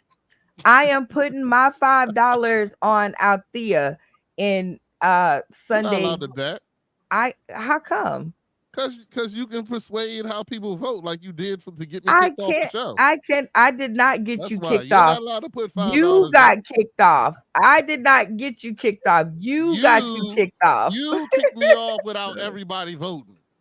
Everybody did vote. No, everybody. No, they didn't. No, yes, they did. When you watched it. When you say locked in, when you say locked in and turn your camera on, that means you agree with whatever everybody else said when they locked in. Because you're supposed to go through and let everybody vote. They did not No, vote. no, we didn't have time for that on this episode because we was trying to keep you under control, Mr. 38 minutes extra to get you under control. Okay, so we ain't have time for all of that. So when you turn on your screen and you say locked in, that means you went along with the answer. So, and the answer was Beast. So I did not get you voted out. You got you voted out. Look, tell everybody how they can see the show. Everybody's listening and everything. How can we see the show on Sunday or Monday? What do we do? Go to anybody's page, Althea McFarland, Destiny Andrews, Funny Man Green, The Beast One, because they will be live streaming it on their channels. That is how you guys can see the show. There you go. So, and again, you got the replays.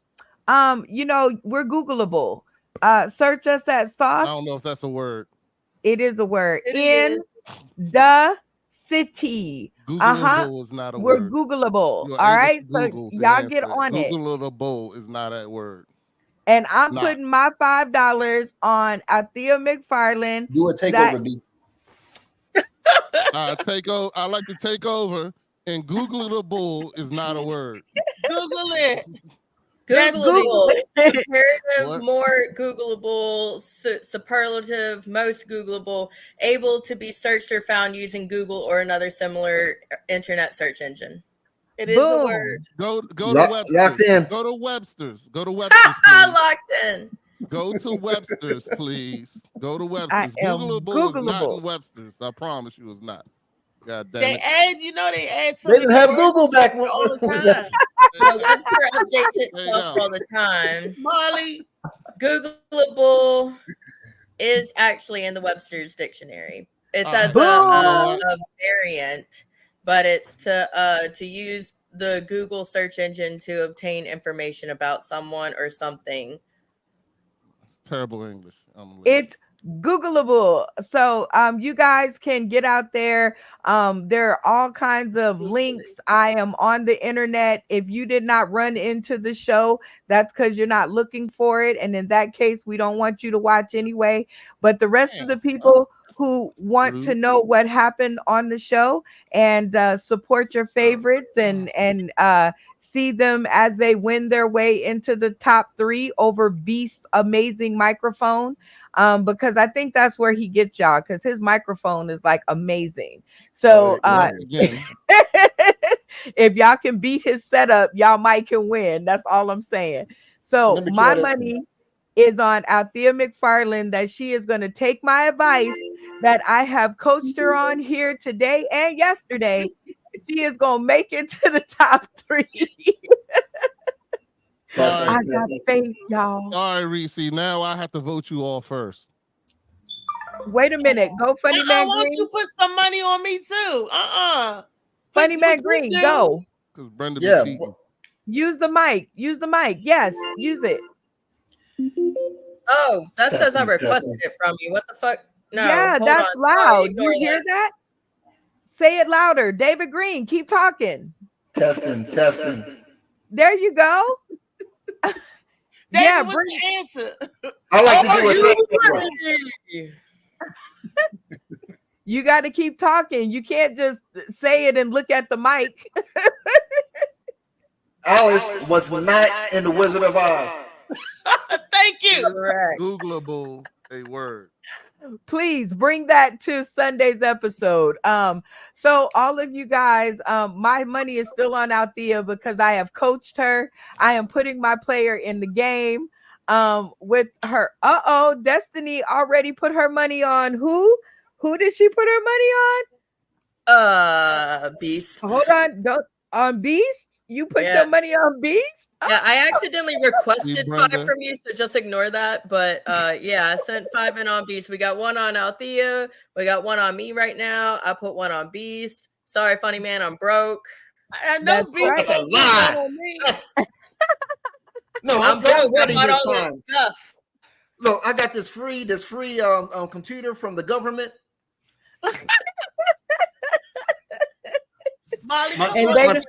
My son just showed me how to work it and everything, so I'm ready. You know what I mean? I haven't the whole time on the show. You didn't see no circles on my face or nothing because I wasn't using my phone. And you turned the right And way. it might even be like Destiny and sneak Google on the phone or something. What you say? No. I never snuck Google on the phone. Googleable. Your hands are going to definitely be above the screen. I learned my lesson because I sensed there was some Googling on the last episode, or no, on the episode before last.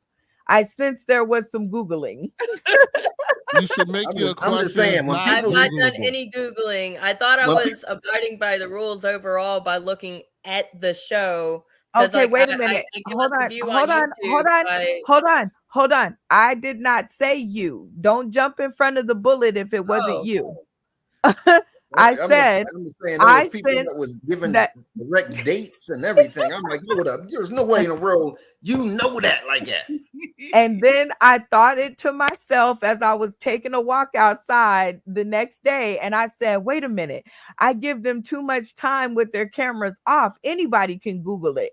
And my job, I'm the banker. I don't want to give up the money, but if y'all win it, I have to, right? Right. So I don't want to give y'all no more advantages than I need to, because then I can go get a sushi roll. I'm literally banking on the fact that one of you is going to make it to the top 3. And Althea, I put my 5 on you. Destiny, you put your 5 on the Beast. Funny Man Green, y'all put some money on him, because I think he gonna make it this time. I think this is the show where David Green is gonna make it into the top 3, because he is tired of getting voted off at the beginning of the show. I was 4 last time. I don't feel that the host should be able to vote on winners, because you can influence people. That's my vote. That's all I got to say, and I'm leaving it alone.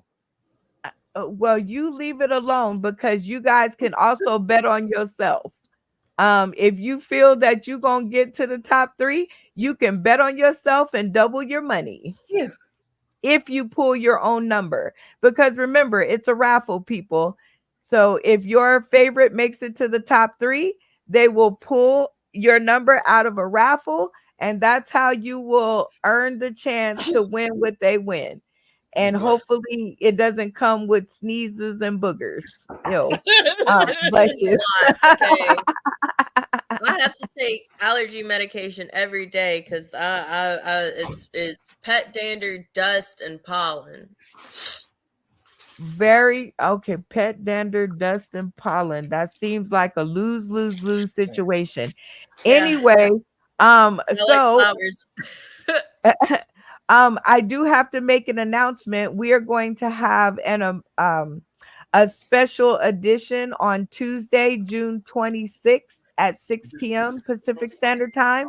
So I hope you guys can make that, or we'll have to talk about another date, because Brenda Brown has to go to work on her birthday. But don't cry for doing the Monday show. No, we're gonna move it to Tuesday. I have to move it to either Tuesday or we can make Sunday the money episode. I'll just lose a practice and we can turn Sunday into the money episode. That works for me, because the 26th, I'm going to be in the Throwing Tomatoes comedy competition in Hattiesburg, Mississippi. Okay, in Mississippi. No, Destiny, we know you're going to tear it down because, JoJo Baby is back. Hopefully he can join us this time, too. Hi, JoJo Baby. Yeah. Oh, Funny Man Green. Woo! Okay, Funny Man Green got a vote. Let's go. Who sent that? Let me see who sent that. Somebody who's not very smart. He's giving support. Okay, there is support being given. Hey. Let me see who did that. Somebody who had was that Molly? I think that might have been Molly. Yeah, I'm pretty sure. Okay. Molly, hold up. Nobody, none of my men is putting nothing on me. How rude is that? Okay. It's all right. Oh, wait. Who is Lionel Robinson? Molly. Shout out, Molly. Yeah. I told you. Yeah. All right. Funny Man Green got a vote. Beast got a vote. And yes. We're going to get this money, Molly. I love y'all guys. I gotta get the hell out of here, man. Y'all have All a great right. time. I see y'all. I'm probably gonna see y'all tomorrow, but we'll see. Yeah, Okay, I've had we'll to see pee you. forever now, and that sneeze almost took me out. So I gotta leave too. All right, We you all guys. gotta leave because the show's coming to an end. Come on, The show put the been coming music to on. an end for an hour. You He come left out an sneezing. hour I ago. sneezing.